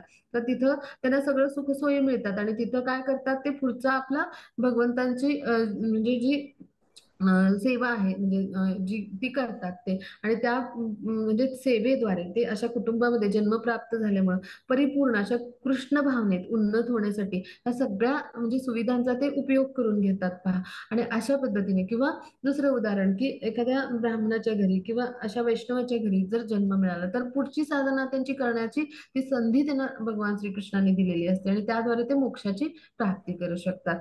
किंवा मग आता दुसरं काय आहे की दीर्घ अभ्यासानंतर योगाच्या म्हणजे दीर्घकाळ योगाभ्यास केला आणि अपयश आलं तर काय होतं, तर असा जो योगी आहे तर त्याला अपयश येतं म्हणजे काय, तर अशा एखाद्या आसक्तीमुळे तो विचलित होतो. भौतिक आसक्तीमुळे मायाशक्ती खूप प्रबळ आहे, तो मार्गभ्रष्ट होतो. तर त्यावेळेला त्याला अशा आचार्य कुटुंबामध्ये किंवा गोस्वामी कुटुंबामध्ये त्याला जन्म मिळतो. म्हणजे अशी कुळं जी आहेत ती प्रशिक्षण आणि परंपरा ह्याच्यामध्ये बुद्धिमान असतात. म्हणजे हे वैदिक ज्ञान देण्याच्या पद्धती ज्या आहेत तर त्याच्यामध्ये ते अत्यंत म्हणजे समर्पित असतात. आणि मग अशा कुळातले सदस्य आध्यात्मिक गुरु वगैरे असे मोठे म्हणजे पदाला जाऊन पोहोचतात पहा, आचार्य पदांना. अशी अनेक आचार्यांची कुळं भारतात आहेत. पण आता त्याचा ऱ्हास झाला कलियुगामध्ये. पण आता कृष्णांच्या कृपेमुळं म्हणजे असे जे आजही म्हणजे काही कुळ आचार्य कुळ आहेत अस्तित्वात, की तिथं असे पिढ्यानपिढ्या योगी जन्मास येतात पहा. मग अशा कुटुंबामध्ये जन्म प्राप्त होणं ही भाग्याची गोष्ट आहे पहा. आणि आपलं असं सौभाग्य आहे की म्हणजे कृष्णांची कृपा आहे की आपले जे गुरु आहेत, प्रमुख संस्थापक आचार्य म्हणजे आपले जे श्रील प्रभुपाद आहेत, तर ते अशा थोर आचार्य कुटुंबामध्ये जन्माला आले पहा. आणि त्याचबरोबर त्यांचे गुरु जे आहेत, तर जे भक्ती सिद्धांत सरस्वती म्हणजे जे आहेत, तर ते देखील अशा थोर आचार्य कुटुंबामध्ये त्यांना जन्म मिळाला पहा. म्हणजे म्हणजे कृपेमुळं आपले श्रील प्रभुपाद आणि त्यांचे गुरु भक्ती सिद्धांत सरस्वती, तर ह्यांना भगवत भक्तीचं प्रशिक्षण किंवा आध्यात्मिक प्रशिक्षण लहानपणापासूनच मिळालं पहा. आणि दिव्य परंपरा जी गुरु शिष्य परंपरा आहे त्यानुसार त्यांना मग एकत्रित असं भगवान श्रीकृष्णांच्या योजनेनुसार ते एकत्रित भगवान श्रीकृष्णांनीच आणलं पहा.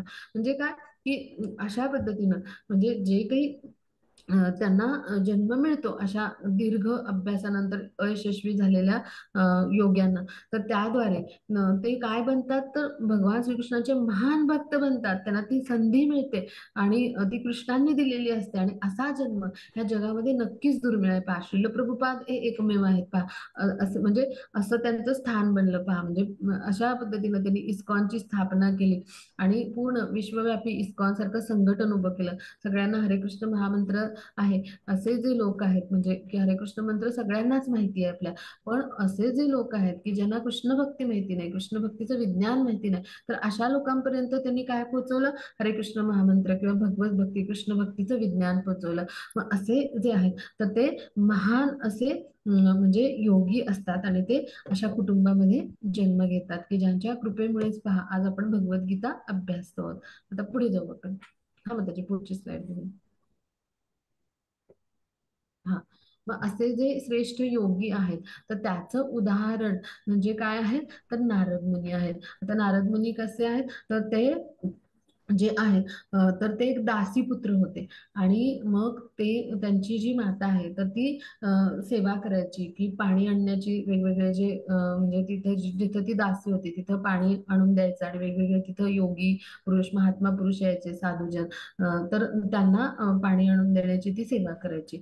मग चातुर्मासाच्या काळात ते सगळे जे योगी होते म्हणजे जे होते तर ते सगळे कुठेही प्रवास करत नाहीत. म्हणजे चातुर्मासाचं तप करतात. कालच आपण अभ्यासलं तपोयज्ञ चातुर्मासामध्ये केला जातो.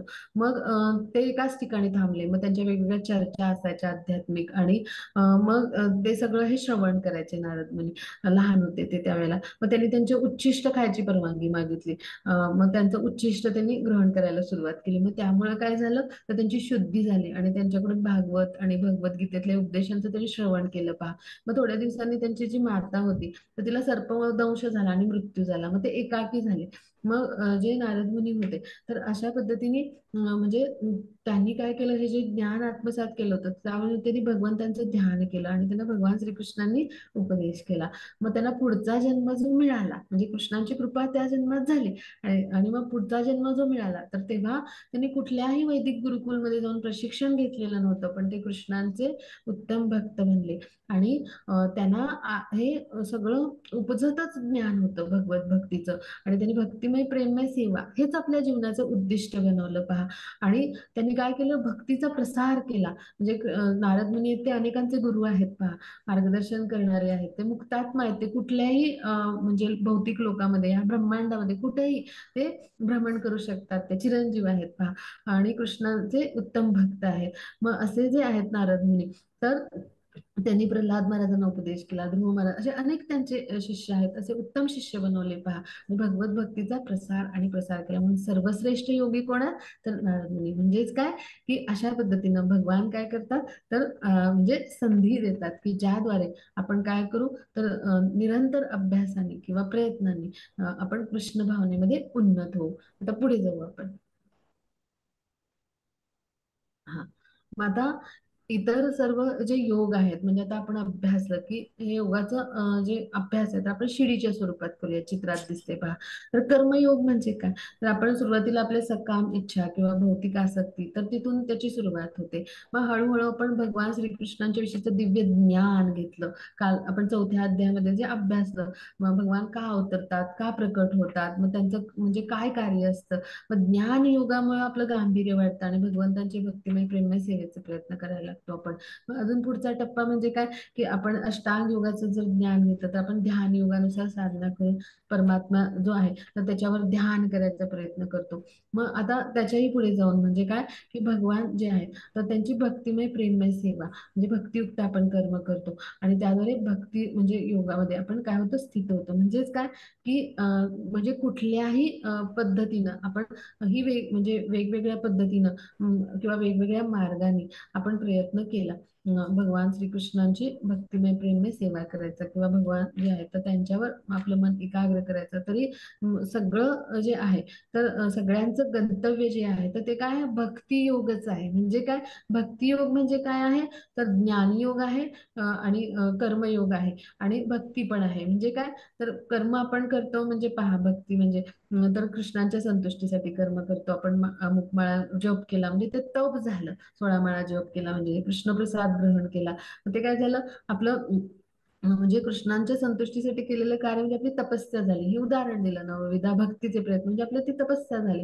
ज्ञान घेतलं कृष्णाविषयी म्हणजे तो आपला ज्ञान यज्ञ झाला, त्या स्तरावर आपण उन्नत झालो. भक्ती म्हणजे काय, प्रत्यक्ष आचरण जे आपण ज्ञानाच्या माध्यमातून शिकलो म्हणजे भक्तिमय प्रेममय सेवा. मग हे म्हणजे ते 3 घटक आहेत किंवा हे 3 घटक आहेत, तर हे भक्तीसाठी काय आहेत, आवश्यक आहे. भक्ती मार्गावर उन्नत होण्यासाठी, आध्यात्मिक स्तरावर उन्नत होण्यासाठी. पण कृष्ण भावना काय, ह्याच्याही पलीकडे आहे. म्हणजे सर्वोच्च अशी कृष्ण भावना आहे. म्हणजे आता जर हिमालय पर्वत असेल तर त्याचं एव्हरेस्ट शिखर सर्वात उंच आहे, मग ती म्हणजे कृष्ण भावना आहे. म्हणजे कृष्ण भावनेमध्ये काय आहे, तर त्याची ही साधनं आहेत, कर्मयोग, ज्ञानयोग आणि भक्तियोग पहा. अशी परमोच्च स्तरावर आपल्याला नेणारी कोण आहे, कृष्ण भावना आहे. आणि म्हणून सगळ्या योगांचं गंतव्य काय, भक्तियोग, पण त्याच्याही पलीकडे नेणारी कृष्ण भावना आहे. ही त्याची सुंदरता आहे पहा. कृष्णांच्या संतुष्टीसाठी समर्पित कृती ही कृष्ण भावना. मग कृष्ण भावनेमध्ये जो कार्य करत असतो तो चालता बोलता योगीच आहे पहा. आणि असा जो योगी आहे तर म्हणजे तो आपोआपच ह्या सगळ्या योगांचं म्हणजे साधनांचं म्हणजे ह्या योगाचं म्हणजे काय, योग म्हणजे काय, युक्त होणे, भगवंतांचे जोडले जाणे, भगवंतांच्या कृपेस प्राप्त होणे. तर ह्या तिन्ही मार्गांद्वारे तो आचरण करत असतो पहा. म्हणजे तो खरा योगी असतो, जो कृष्ण भावनेचं आचरण करतो. आता पुढे जाऊ आपण. हा माताजी वाचूया. हा. हरे कृष्ण. आणि सर्व योगींमध्ये जो नेहमी माझ्यामध्ये मोठ्या श्रद्धेने राहतो, दिव्य प्रेममय सेवेत माझी उपासना करतो, तो योगात माझ्याशी सर्वात घनिष्ठपणे एकरूप होतो आणि सर्वांमध्ये सर्वोच्च असतो. हरे कृष्ण. हरे कृष्ण. मग आता जो सर्व योगींमध्ये जो नेहमी माझ्यामध्ये मोठ्या श्रद्धेने म्हणजे श्रीकृष्णांच्या मध्ये जो मोठ्या श्रद्धेने राहतो म्हणजे काय, कृष्णांचं निरंतर चिंतन करतो, त्यांच्यावर दृढ विश्वास श्रद्धा ठेवून नवविधा भक्तीद्वारे तो काय करतो, सतत दिव्य अशा प्रेममय सेवेत म्हणजे राहतो भगवान श्रीकृष्णांच्या आणि त्यांची उपासना करतो. म्हणजे काय, तर त्यांच्या संतुष्टीसाठी कार्य करतो. मग तो योगामध्ये माझ्याशी सर्वात घनिष्ठ म्हणजे काय, योग म्हणजे जोडलं जाणे, तो सर्वात जवळचा असतो, माझ्याशी सर्वात जवळच्या घनिष्ठ संबंधाने जोडला जातो. आणि तोच काय असतो, सर्वोच्च असतो, म्हणजे सर्व भक्तामध्ये असा श्रेष्ठ असतो. म्हणून हे गोपीजन कोण आहेत, सर्वश्रेष्ठ भक्त आहेत पहा श्रीकृष्णांचे. त्यांनी प्रत्येक कार्य श्रीकृष्णांच्या संतुष्टीसाठी केलं. ज्यामध्ये श्रीकृष्णांना आनंद आहे तीच गोष्ट केली. म्हणजे कृष्णांना भरवूनच त्यांनी घास आपल्या शिजवीतला खाल्ला पहा. ज्यात कृष्णांना आनंद आहे त्याच गोष्टी केल्या.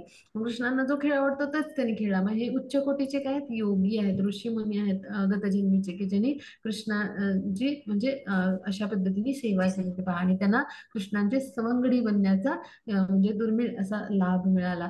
म्हणजेच काय, की जो श्रीकृष्णांच्या सतत म्हणजे सहवासामध्ये म्हणजे कशा पद्धतीनं मन एकाग्र करून आणि निरंतर चिंतनामध्ये कसं राहता येईल, तर नवविधा भक्तीनं. तर ह्या नवविधा भक्तीची 9 अंग आपण अभ्यासलेत. मग त्याद्वारे सतत आपण कृष्णाला केंद्रस्थानी ठेवून त्यांची भक्तिमय प्रेममय सेवा करून कृष्णावर दृढ श्रद्धेने आणि विश्वासाने जेव्हा आपण राहतो आणि पूर्णतः कृष्णांना दायित्व देतो आपण आणि त्यांची भक्तिमय प्रेममय सेवा करतो, आणि ते आपले स्वामी आहेत आणि त्यांची सेवा करणे हा आपला काय आहे, तर आपला आपण कोण आहोत, तर नित्य दास आहोत. तर हा आपला धर्म आहे. म्हणून जेव्हा आपण कार्य करतो, प्रत्येक कर्म जे आहे त्यांच्या संतुष्टीसाठी करतो, त्यावेळेला काय होतं, तर असे जे असतात ते भगवान श्रीकृष्णांशी घनिष्ठपणे एक रूप म्हणजे काय, अगदी जवळचे असे आणि उत्तम भक्त, की जे भगवान श्रीकृष्णाला प्रिय असे सर्वश्रेष्ठ भक्त बनतात, की जसे गोपीजन आहेत. मग आता पुढे जाऊ आपण.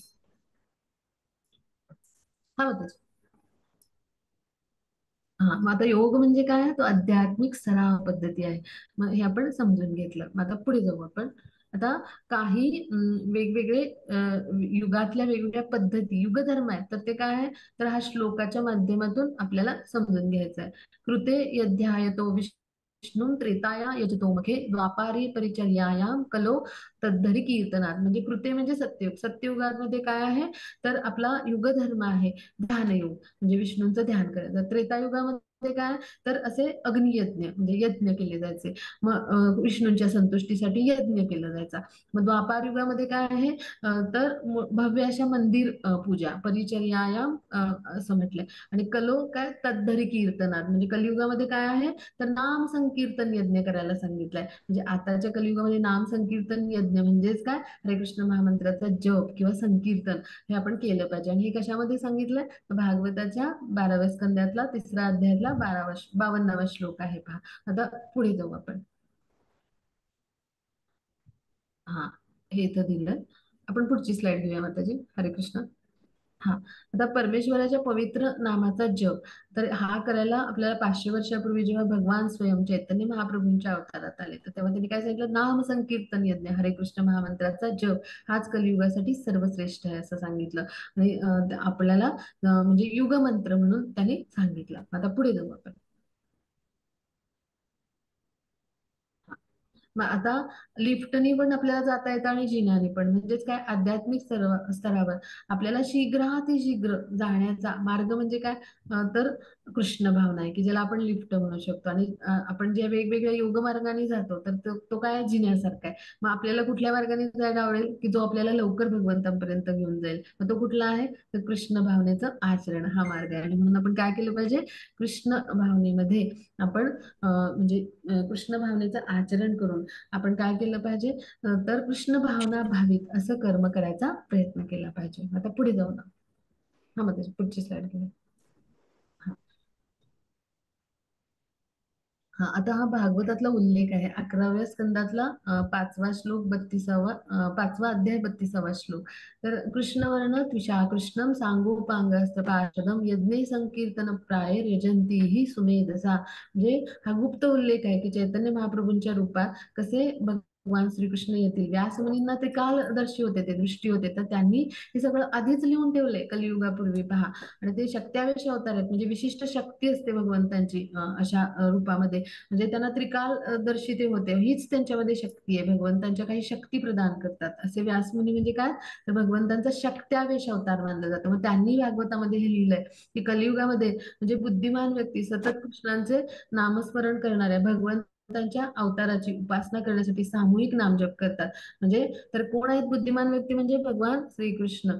तर ते कसे आहेत, तर कृष्णांचं ते नामस्मरण करणारे बुद्धिमान व्यक्ती म्हणून येतील. त्यांचा रंग कसा आहे, तर काळा नसला तरी ते स्वतः कृष्ण आहेत. का कृष्ण काळा रंग नाही आहे, तर राधा राणींचा भाव आणि रंग घेतलाय. राधा राणी कशा आहेत, तर शुभ्र वर्णाच्या गोऱ्या वर्णाच्या आहेत. आणि मग ते कोण आहेत, स्वयं कृष्ण आहेत. आणि त्यांच्यासोबत त्यांचे सहकारी नोकर शस्त्रे आणि गोपनीय साथीदार आहेत. म्हणजे कोण, तर त्यांचे पार्षद, जसं मी सांगितलं की नित्यानंद प्रभू म्हणजे बलरामजींचा अवतार आहे. मग त्यानंतर अद्वैताचार्य म्हणजे विष्णू तत्व आणि शिवतत्व आहे. मग त्यानंतर कोण आहेत, तर पंडित गदाधर राधाराणींचा अवतार आहे. आणि श्रीवास म्हणजे नारद मुनींचा अवतार आहे. अशा सहकारी ह्यांच्या शस्त्र म्हणजे काय, मृदुंग करताल या वाद्यवृद्धासह येतील. आणि संकीर्तन यज्ञ म्हणजे भगवंतांचं नाव जेव्हा वादवृद्धांच्या तालावर संकीर्तन म्हणजे जे आहे, तर ते कसं असतं, मृदुंग करताल यांच्यासह नाचत गात केलं जातं. तर तेव्हा त्याला काय म्हणायचं, संकीर्तन. आणि आपण मोठ्याने म्हणतो त्याला काय म्हणायचं, तर कीर्तन म्हणायचं. म्हणजे इतर भक्तांसोबत गाऊन करतो ते संकीर्तन ह्या सगळ्या साधनांसह. मग अशा पद्धतीनं नामजप करायचं ते काय करतील, तर मार्गदर्शन करतील. मग हा त्याच्यामधला गुप्त उल्लेख आहे भागवतामधला. आता पुढे जाऊ. हा, आता मंत्र म्हणजे काय? जो मनाला तारतो, तो म्हणजे त्रायते मना, म्हणजे मनाला तारणारा. आता पहा, मंत्र आपल्याला म्हणता नाही आला, श्लोकामध्ये उच्चार चुकला, एखादं अक्षर व्यवस्थित नाही म्हटलं, पण ते मंत्र हे काय आहेत? भगवान श्रीकृष्णाचा शब्दावतार आहे, ध्वनी अवतार आहे. मग ते काय करतात? तर ते आपलं काम अगदी परिपूर्ण करतात. म्हणजे ते काय करतात? कृष्णांपर्यंत आपला भाव पोचवतात. असा तो मनाला तारणारा मंत्र. मग आपल्याला आपल्याकडून सुरुवातीला एकाग्र होऊन झाला नाही हरे कृष्ण महामंत्राचा जप, पण आपण करायचा प्रयत्न केला एक माळ का होईना.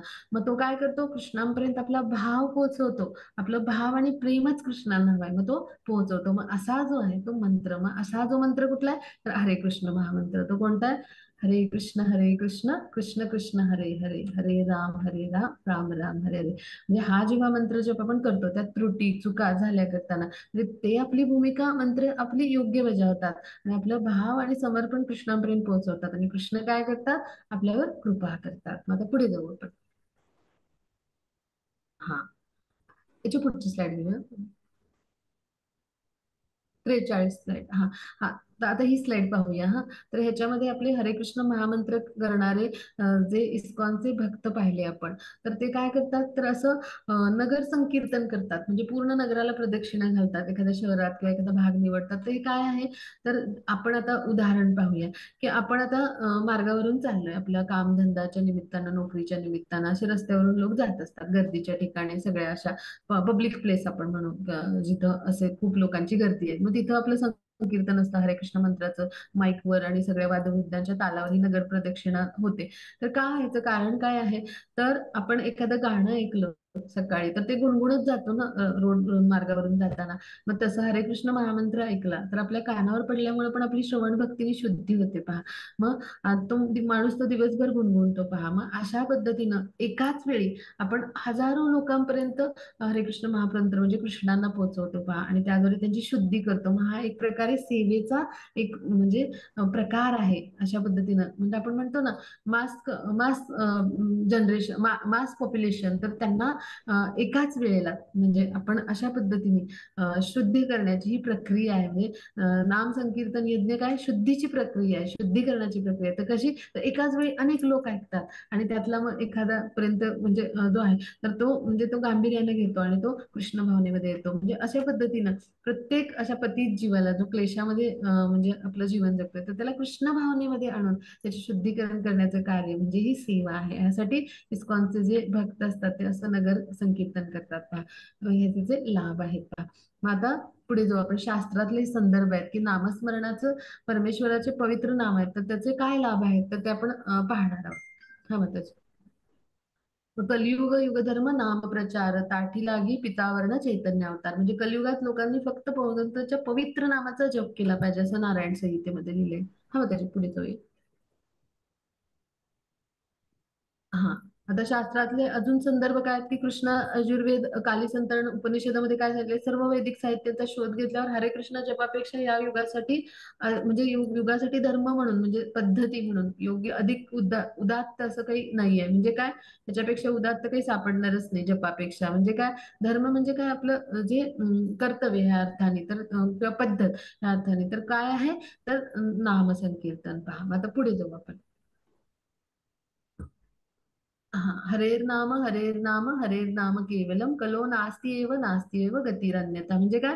की चैतन्य चरितामृत म्हणजे त्याच्या आदिलीलाच्या 17व्या अध्यायाचा 21वा श्लोक आहे, की हे जे असं म्हणजे सगळं म्हणजे भांडण किंवा दांभिकता यांनी युक्त असलेलं असं जे कलियुग आहे, म्हणजे इथं क्लेश आहेत भरपूर, आणि हे असं पापी ढोंगी लोकांचं युग आहे, पथभ्रष्ट लोकांचं युग आहे. म्हणजे कलियुगात लोक कसे अल्पमेधशाम, अल्पबुद्धी, अल्पायू असतील असं वर्णन आहे भागवतामध्ये. मग इथे एकमेव साधन काय आहे?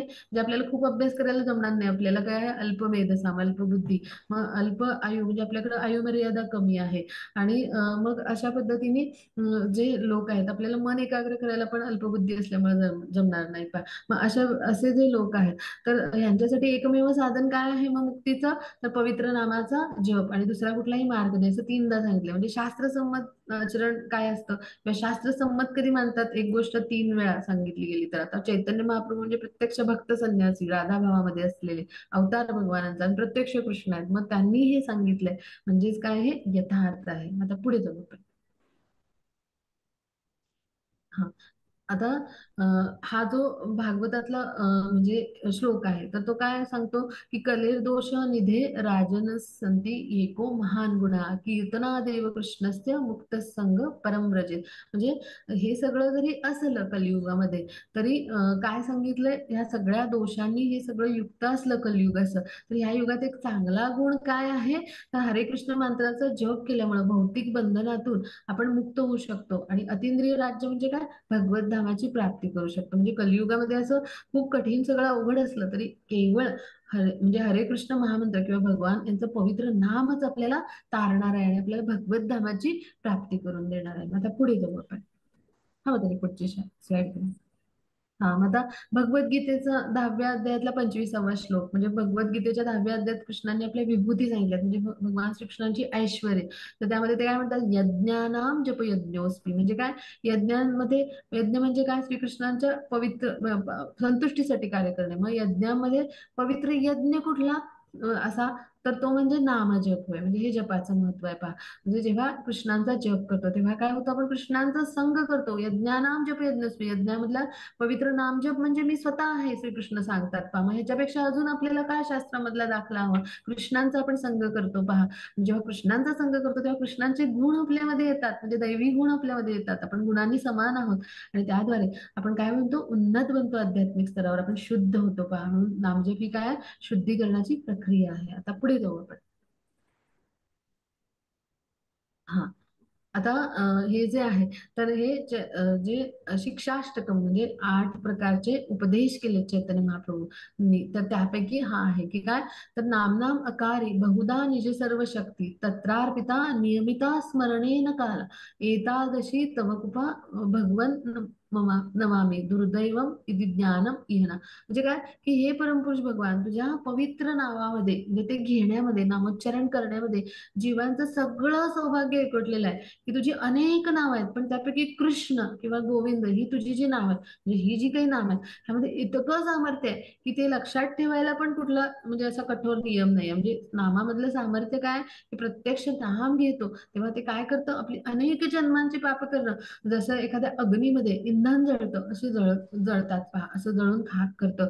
असं जे आहे ते पवित्र नाम आहे, असं म्हणजे उल्लेख भक्तिरसामृत सिंधूमध्ये पण रूपगोस्वामी करतात. आणि चैतन्य चरितामृतामध्ये हे नामाचं सामर्थ्य अंत्यलीलेमध्ये 20वा जो अध्याय आहे त्याच्या 16व्या श्लोकामध्ये सांगितलंय पहा. आता पुढे जाऊ आपण. हा, मग आता महामंत्राचा जप करताना आपण काय काय करायचं, कुठल्या नियमांचं पालन करायचं, हे थोडंसं बघूया. मग पहिल्यांदा महामंत्र जप करताना आपण काय करायचं, पंचतत्व प्रणाम मंत्र त्याच्या आधी आपण करायचा, कारण आपण आचार्यांचे आशीर्वाद घ्यायचे. आणि पंचतत्व प्रणाम मंत्र केल्यामुळे काय होतं, तर आपल्याला म्हणजे हे जे नामापराध आहेत, तर ह्याचा पासून संरक्षण मिळतं. मग आता पुढे जाऊ. हा, मग त्याची पुढची slide. पंचतत्व महामंत्र, पंचतत्व मंत्र कुठला आहे, तर श्रीकृष्ण चैतन्य प्रभू नित्यानंद श्री अद्वैत गदाधर श्रीवासादि गौर भक्तवृंद. आता पुढे जाऊ आपण. मंत्र ऐकता येईल इतक्या जोरात आवाजात आपल्याला ऐकू येईल अशा आवाजात आपण म्हणायचं, आपल्याला कानांनी ऐकू येईल आणि आपलं मन एकाग्र होईल त्याच्यावर, असं म्हणायचं. ह्याच्या मागं कारण काय, तर आपण त्याला म्हणतो ना चॅन्ट मेडिटेशन. म्हणजे काय, आपलं ध्यान, जे म्हणतोय आपण शब्द ते कानांनी ऐकून मन आपलं एकाग्र केलं, म्हणजे शब्द अवतार आहे, ध्वनी अवतार आहे, तिथे प्रत्यक्ष म्हणजे भगवान श्रीकृष्णांचं नाम कुठे लिहिलेलं असतो, कुणी उच्चार होऊ दे किंवा त्यांचं चित्र असू दे, जे काही असतं म्हणजे कृष्ण म्हणून ते त्यांचा परिपूर्ण अवतारच असतो. तिथे ते परिपूर्ण रूपातच प्रकट होत असतात कलियुगामध्ये, आणि नेहमीच म्हणजे परिपूर्ण आहेत भगवान. तर त्यामुळं जेव्हा आपण उच्चारण करतो तर ते आपल्याला योग्य पद्धतीने ऐकू येईल अशा आवाजात म्हणावं. त्याद्वारे आपण काय करत असतो, भगवान श्रीकृष्णांचा संग करत असतो. मग आता पुढे जाऊ आपण. हा, मग प्रत्येक शब्दाचा उच्चार कसा करायचा, अत्यंत स्पष्ट आणि शुद्ध आपल्याला ऐकू येईल असं करावं. मग आता पुढे जाऊ आपण. हा, मग आता महामंत्राचा जप करताना काय करायचं, अत्यंत आदरपूर्वक आणि भक्तिभावाने आणि एकाग्र मनाने करायचा, व्यवस्थित कानांना ऐकू येईल अशा पद्धतीने. कारण भगवान श्रीकृष्ण आहेत प्रत्यक्ष, त्यांना ऐकतोय आपण, म्हणजे त्यांचा संग करतोय, तर तो कसा केला पाहिजे, अत्यंत प्रेमाने, आदरपूर्वक, भक्तिभावाने, की प्रत्यक्ष कृष्ण ऐकतायत ह्या भावाने आपण करायला हवा. मग आता पुढे जाऊ आपण. हा. आता कोणत्याही ठिकाणी बसून किंवा चालताना किंवा कुठल्याही दिशेकडे तोंड करून आपण कसंही आपल्याला जे म्हणजे सुस्थिती कम्फर्टेबल आपण म्हणतो पद्धत आहे, त्या पद्धतीने आपण बसून केला तरी चालेल. मग आता पुढे जाऊ आपण. हा. मग कोणत्याही वेळी म्हणजे दिवसा रात्री कधी आपल्याला शक्य तेव्हा आपण करावा.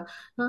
मग पण शक्यतो पहाटे उठून ब्राह्ममुहूर्तावर जप केला तर तो अधिक चांगला. का तर ब्राह्ममुहूर्तावर सत्वगुणाचं जे असतं प्रक्षेपण ते भरपूर असतं आणि त्या काळात जर आपण जप केला तर काय होतं की आपण सत्वगुणातून शुद्ध सत्वगुणामध्ये जाऊ शकतो, की ज्याद्वारे आपण भगवान कसे आहेत विशुद्ध सत्व आहेत तर त्यांच्या कृपेस प्राप्त म्हणजे पात्र होण्यासाठी आपल्याला पण तितकं शुद्ध व्हायला हवं ना. तर कृपा आपण म्हणजे आपण ती ग्रहण करू. म्हणजे जसा राजाचा सेक्रेटरी आहे त्याला राजाच्या म्हणजे सेक्रेटरी होण्यासाठी योग्य ती पात्रता हवी ना, तसंच आहे. मग ह्यासाठी आपण काय करायचं तर पहाटेच्या वेळी ब्राह्ममुहूर्तावर उठून जप करायचा प्रयत्न करायचा. त्यामुळे हळूहळू आपण प्रकृतीच्या 3 गुणांमध्ये बद्ध आहे तर आपण रजोगुण तमोगुणातून आपण शुद्ध म्हणजे सत्वगुणात जाऊन तिथून शुद्ध सत्वगुणामध्ये जाऊ, की जो आपल्यासाठी आवश्यक आहे. आता पुढे जाऊ. मग जप स्नानापूर्वी किंवा नंतरही केला तरी चालेल. मग आता पुढे जाऊ आपण. हा. मग जप करताना तो मोजणं म्हणजे तुळशीची जी माळा असते कंठी घेऊन आपण केलं तर त्याद्वारे काय होतं आपलं मन एकाग्र व्हायला मदत होते आणि एक एक मणी आपण जेव्हा ओलांडतो तर तेव्हा ह्या सगळ्या कोण आहेत माळेतले हे गोपिका आहेत, गोपीजन आहेत, सर्वश्रेष्ठ भक्त आहेत आणि भगवान जे आहेत ते मेरुमणी आहेत. मग त्यांची कृपा आपण प्राप्त करत असतो का एक प्रकारे. आणि ह्यासाठी जप मोजून करायचा आणि माळेवर करणं अधिक चांगलं. आपलं मन एकाग्र व्हायला मदत होते. नवसाधकांनी शक्यतो माळेवर जप करावा. आता पुढे जाऊ. हा. मग आता महामंत्राचा जप करताना आपण कुठल्या गोष्टी टाळाव्यात, कुठल्या करू नयेत, आपण म्हणजे ते समजून घेऊया. आता पुढे जाऊ. हा. मग त्याच्या पुढची slide. हा. मग महामंत्राच्या काही शब्दांचा जप करू नये म्हणजे हरे कृष्ण कृष्ण कृष्ण हरे हरे एवढाच केला, अर्धाच केला असं नाही करायचं, पूर्ण करायचं. हरे कृष्ण कृष्ण कृष्ण हरे हरे, हरे राम राम राम हरे हरे. तर पुढे जाऊ आपण. हा. मग माळेतील कृष्णमणी म्हणजे मेरुमणी आपण म्हणतो तर त्याच्यावर नाही जप करायचा. आपण जप करतो तेव्हा काय करायचं माळ ती फिरवून घ्यायची आणि तो मेरुमणी ओलांडायचा नाही हे आपण पाहिलं. कारण कृष्ण आहेत ते. मग कृष्णांपेक्षा सर्वोच्च नियंत्रक कुणी आहेत का. मग आपण कृष्णांच्या पलीकडे नाही आहोत, आपण त्यांचे काय आहोत तर जीवात्मक अंश आहोत म्हणून आपण मेरुमणी ओलांडायचा नाही. मग आता पुढे जाऊ आपण. हा. मग पुस्तक, मोबाईल फोन, वर्तमानपत्र वाचताना किंवा मोबाईलवरच्या पोस्ट पाहताना, टीव्ही पाहताना असं जप करू नये. आपण काय म्हणजे तो अपराध म्हणला जातो, नामापराध मध्ये येतं किंवा सेवा अपराध पण तो आहेच. तर का तर आपण पूर्णपणे कृष्णांची सेवा करत असतो त्यावेळेला कृष्णांना शरण जाऊन म्हणजे ते आपलं वाचिक तप आहे ना. आपण जेव्हा वाणीने कृष्णांचं नाम घेतो आणि ह्यासाठी काय करायला पाहिजे आपण पूर्ण एकाग्र मनाने जप करायचा प्रयत्न करावा. अशा कुठल्याही गोष्टीमध्ये आपण लक्ष न घालता फक्त जप करावा. मग आता पुढे जाऊ आपण. हा. आता सामूहिक जप करण्याचे फायदे काय तर मनशांती मिळते. कुटुंबामध्ये आपण सगळे सदस्य एकत्र येऊन सुट्टीच्या दिवशी असा छान मृदुंग अशा वाद्यांच्या तालावर जप करावा किंवा आपण टाळ्या वाजवून करताल असतील घरी म्हणजे तर त्या म्हणजे तालावर आपण जप करायचा प्रयत्न करावा. त्यामुळे काय होतं घरातली स्पंदनं बदलतात. आध्यात्मिक स्पंदनं म्हणजे अशी निर्माण म्हणजे सकारात्मक स्पंदनं निर्माण होतात की ज्याद्वारे आपल्याला काय होतं चैतन्य ऊर्जा मिळते आणि आपण मनशांती आनंद प्राप्त करू शकतो. मग आता पुढे जाऊ आपण.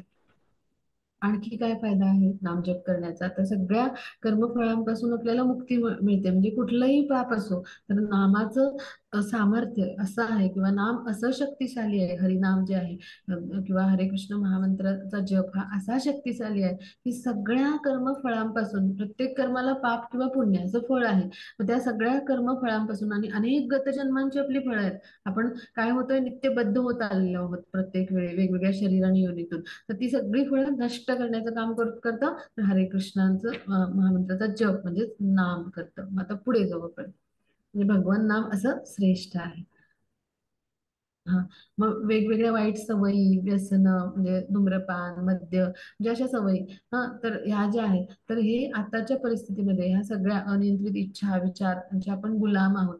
तर ह्या सगळ्यांवर म्हणजे जो उपाय आहे म्हणजे तो काय आहे तर हरेकृष्ण महामंत्राचा नामजप. नामजपामुळे काय होतं तर हे सगळे असुररूपी जे आपल्या सवयी आहेत त्या नष्ट होतात आणि आपलं मन नियंत्रित होतं. पहा इतकी म्हणजे हरेकृष्ण महामंत्रामध्ये सामर्थ्य किंवा ताकद आहे. पहा आजपासून आपण जप करायला सुरुवात करूया. हरे कृष्ण. आता पुढे जाऊ आपण.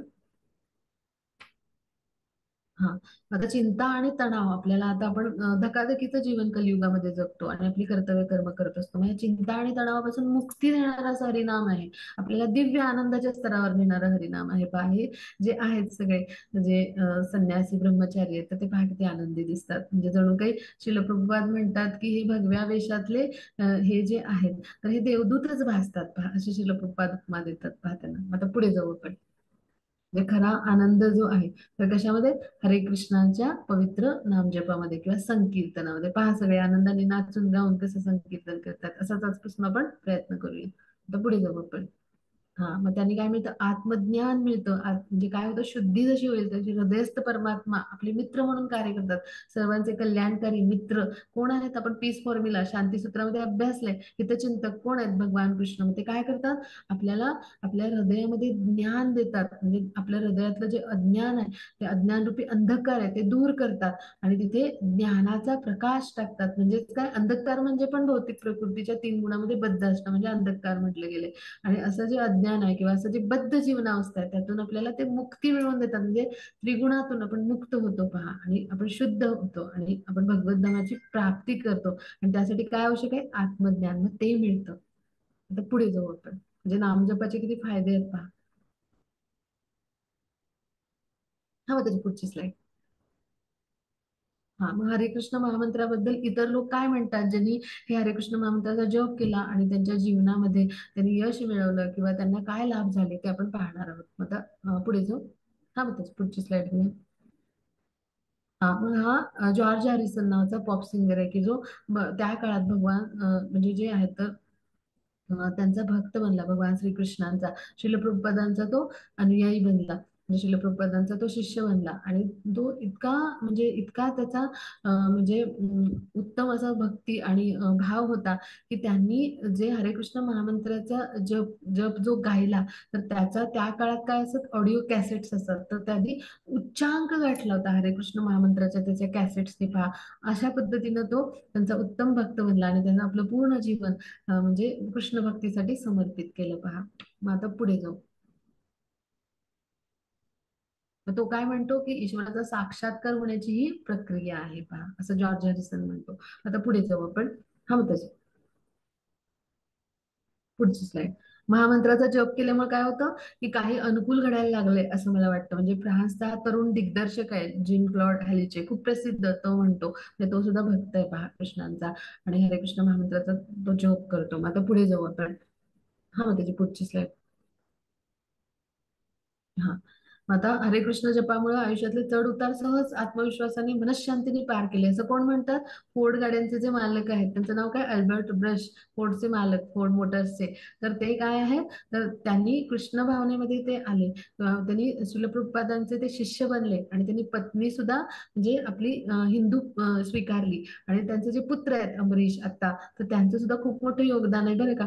आजही त्यांनी आपला मायापूरचा जो मोठा प्रोजेक्ट आहे सर्वात असा महत्वाकांक्षी प्रोजेक्ट, तर त्याच्यासाठी खूप सारं दान आणि अर्पण केले पहा. म्हणजे पूर्ण कुटुंब कृष्ण भावनेमध्ये आहे पहा. आता पुढे जाऊ आपण. हा, मग आता मी बऱ्याच वर्षांपासून हरे कृष्णाचा जप करते आणि मला यापेक्षा आनंद काहीच नाही मिळालं पहा. म्हणजे भौतिक सुख गोष्टीमध्ये असा आनंद नाहीच आहे. तो आनंद कशात आहे, हरे कृष्ण महामंत्रामध्ये. मग आपण जप करून पाहूया. आणि असं कोण सांगतंय, तर एन.डी. देसाई. ते कोण आहेत, भारतातले असे उद्योगपती ज्यांच्या कंपन्या आहेत पहा, अपार लिमिटेड, जी अपार, किंवा सीमा बल्ब्स अँड ट्यूब्स आपल्याला माहिती असतील पहा, तर त्याचे ते कोण आहेत, किंवा अपार इन्फोटेकचे ते कोण आहेत, तर मालक आहेत. मग आता पुढे जाऊ आपण.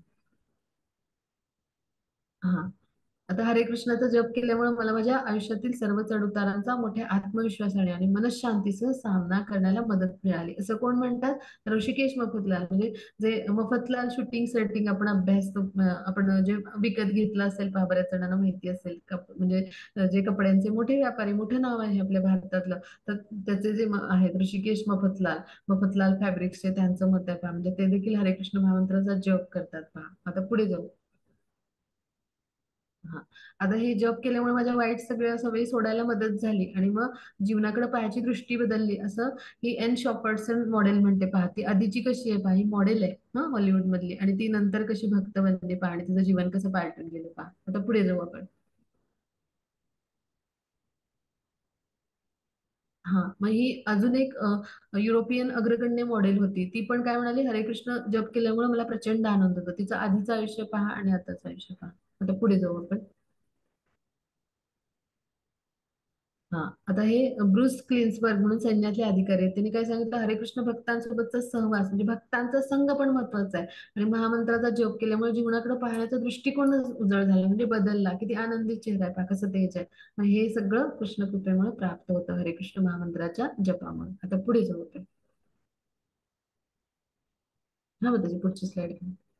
हा, आता महामंत्रामुळे काय होतं, तणाव, नैराश्य, अज्ञानाची पद्धती म्हणजे लक्षणीयरित्या कमी होते आणि चांगुलपणाची पद्धत लक्षणीयरित्या वाढते. म्हणजेच काय, महामंत्रामुळे नैराश्य, अज्ञानाची पद्धत म्हणजे काय, तर तमोगुण आहे तो. तमोगुणाची लक्षणं असतात ती कमी होतात. अज्ञान म्हणजे तमोगुण, नैराश्य, तणाव म्हणजे. आणि चांगुलपणाची म्हणजे परोपकारी सगळ्या चांगल्या कृती म्हणजे काय, सत्वगुणामध्ये वृद्धी होते. आणि सत्वगुण महत्वाचा आहे, त्यातून आपण शुद्ध सत्वगुणामध्ये जाऊ शकतो, की ज्यामुळं कृष्ण कृपेस आपण प्राप्त होऊ शकतो. कारण शुद्ध झाल्यावरच आपण कृष्णांची सेवा करण्यास पात्र होऊ, हो की नाही.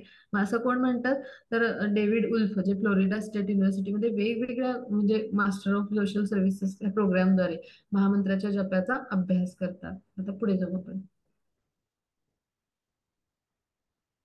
हा, मग रॅली व्यापारी काय म्हणते, मी ग्रस्त असते तेव्हा काय करते, तर मला जप केल्यामुळे खूप शांत वाटतं आणि छोट्या छोट्या गोष्टीत डळमळत नाही. म्हणजे आत्मविश्वास निर्माण करतो जप. काय करतो, निर्भय बनवतो. कारण कोण असतात, आपल्या हृदयस्थ परमात्मा कृष्ण असतात. ते काय करतात, आपल्याला निर्भयता, आत्मविश्वास देतात पहा.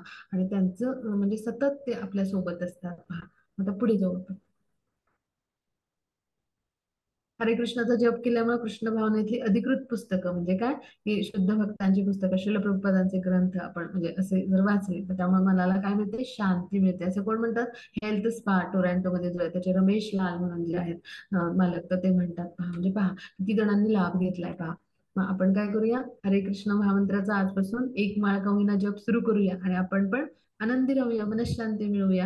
आणि अशा पद्धतीने आपण कृष्णांची ती भक्तिमय प्रेममय सेवा, वाचिक तप आपण करायचा प्रयत्न करूया. इथं आपला अभ्यास संपला. कुणाला काही शंका असेल तर आपण विचारूया. आता जी रेकॉर्डिंग स्टॉप करू.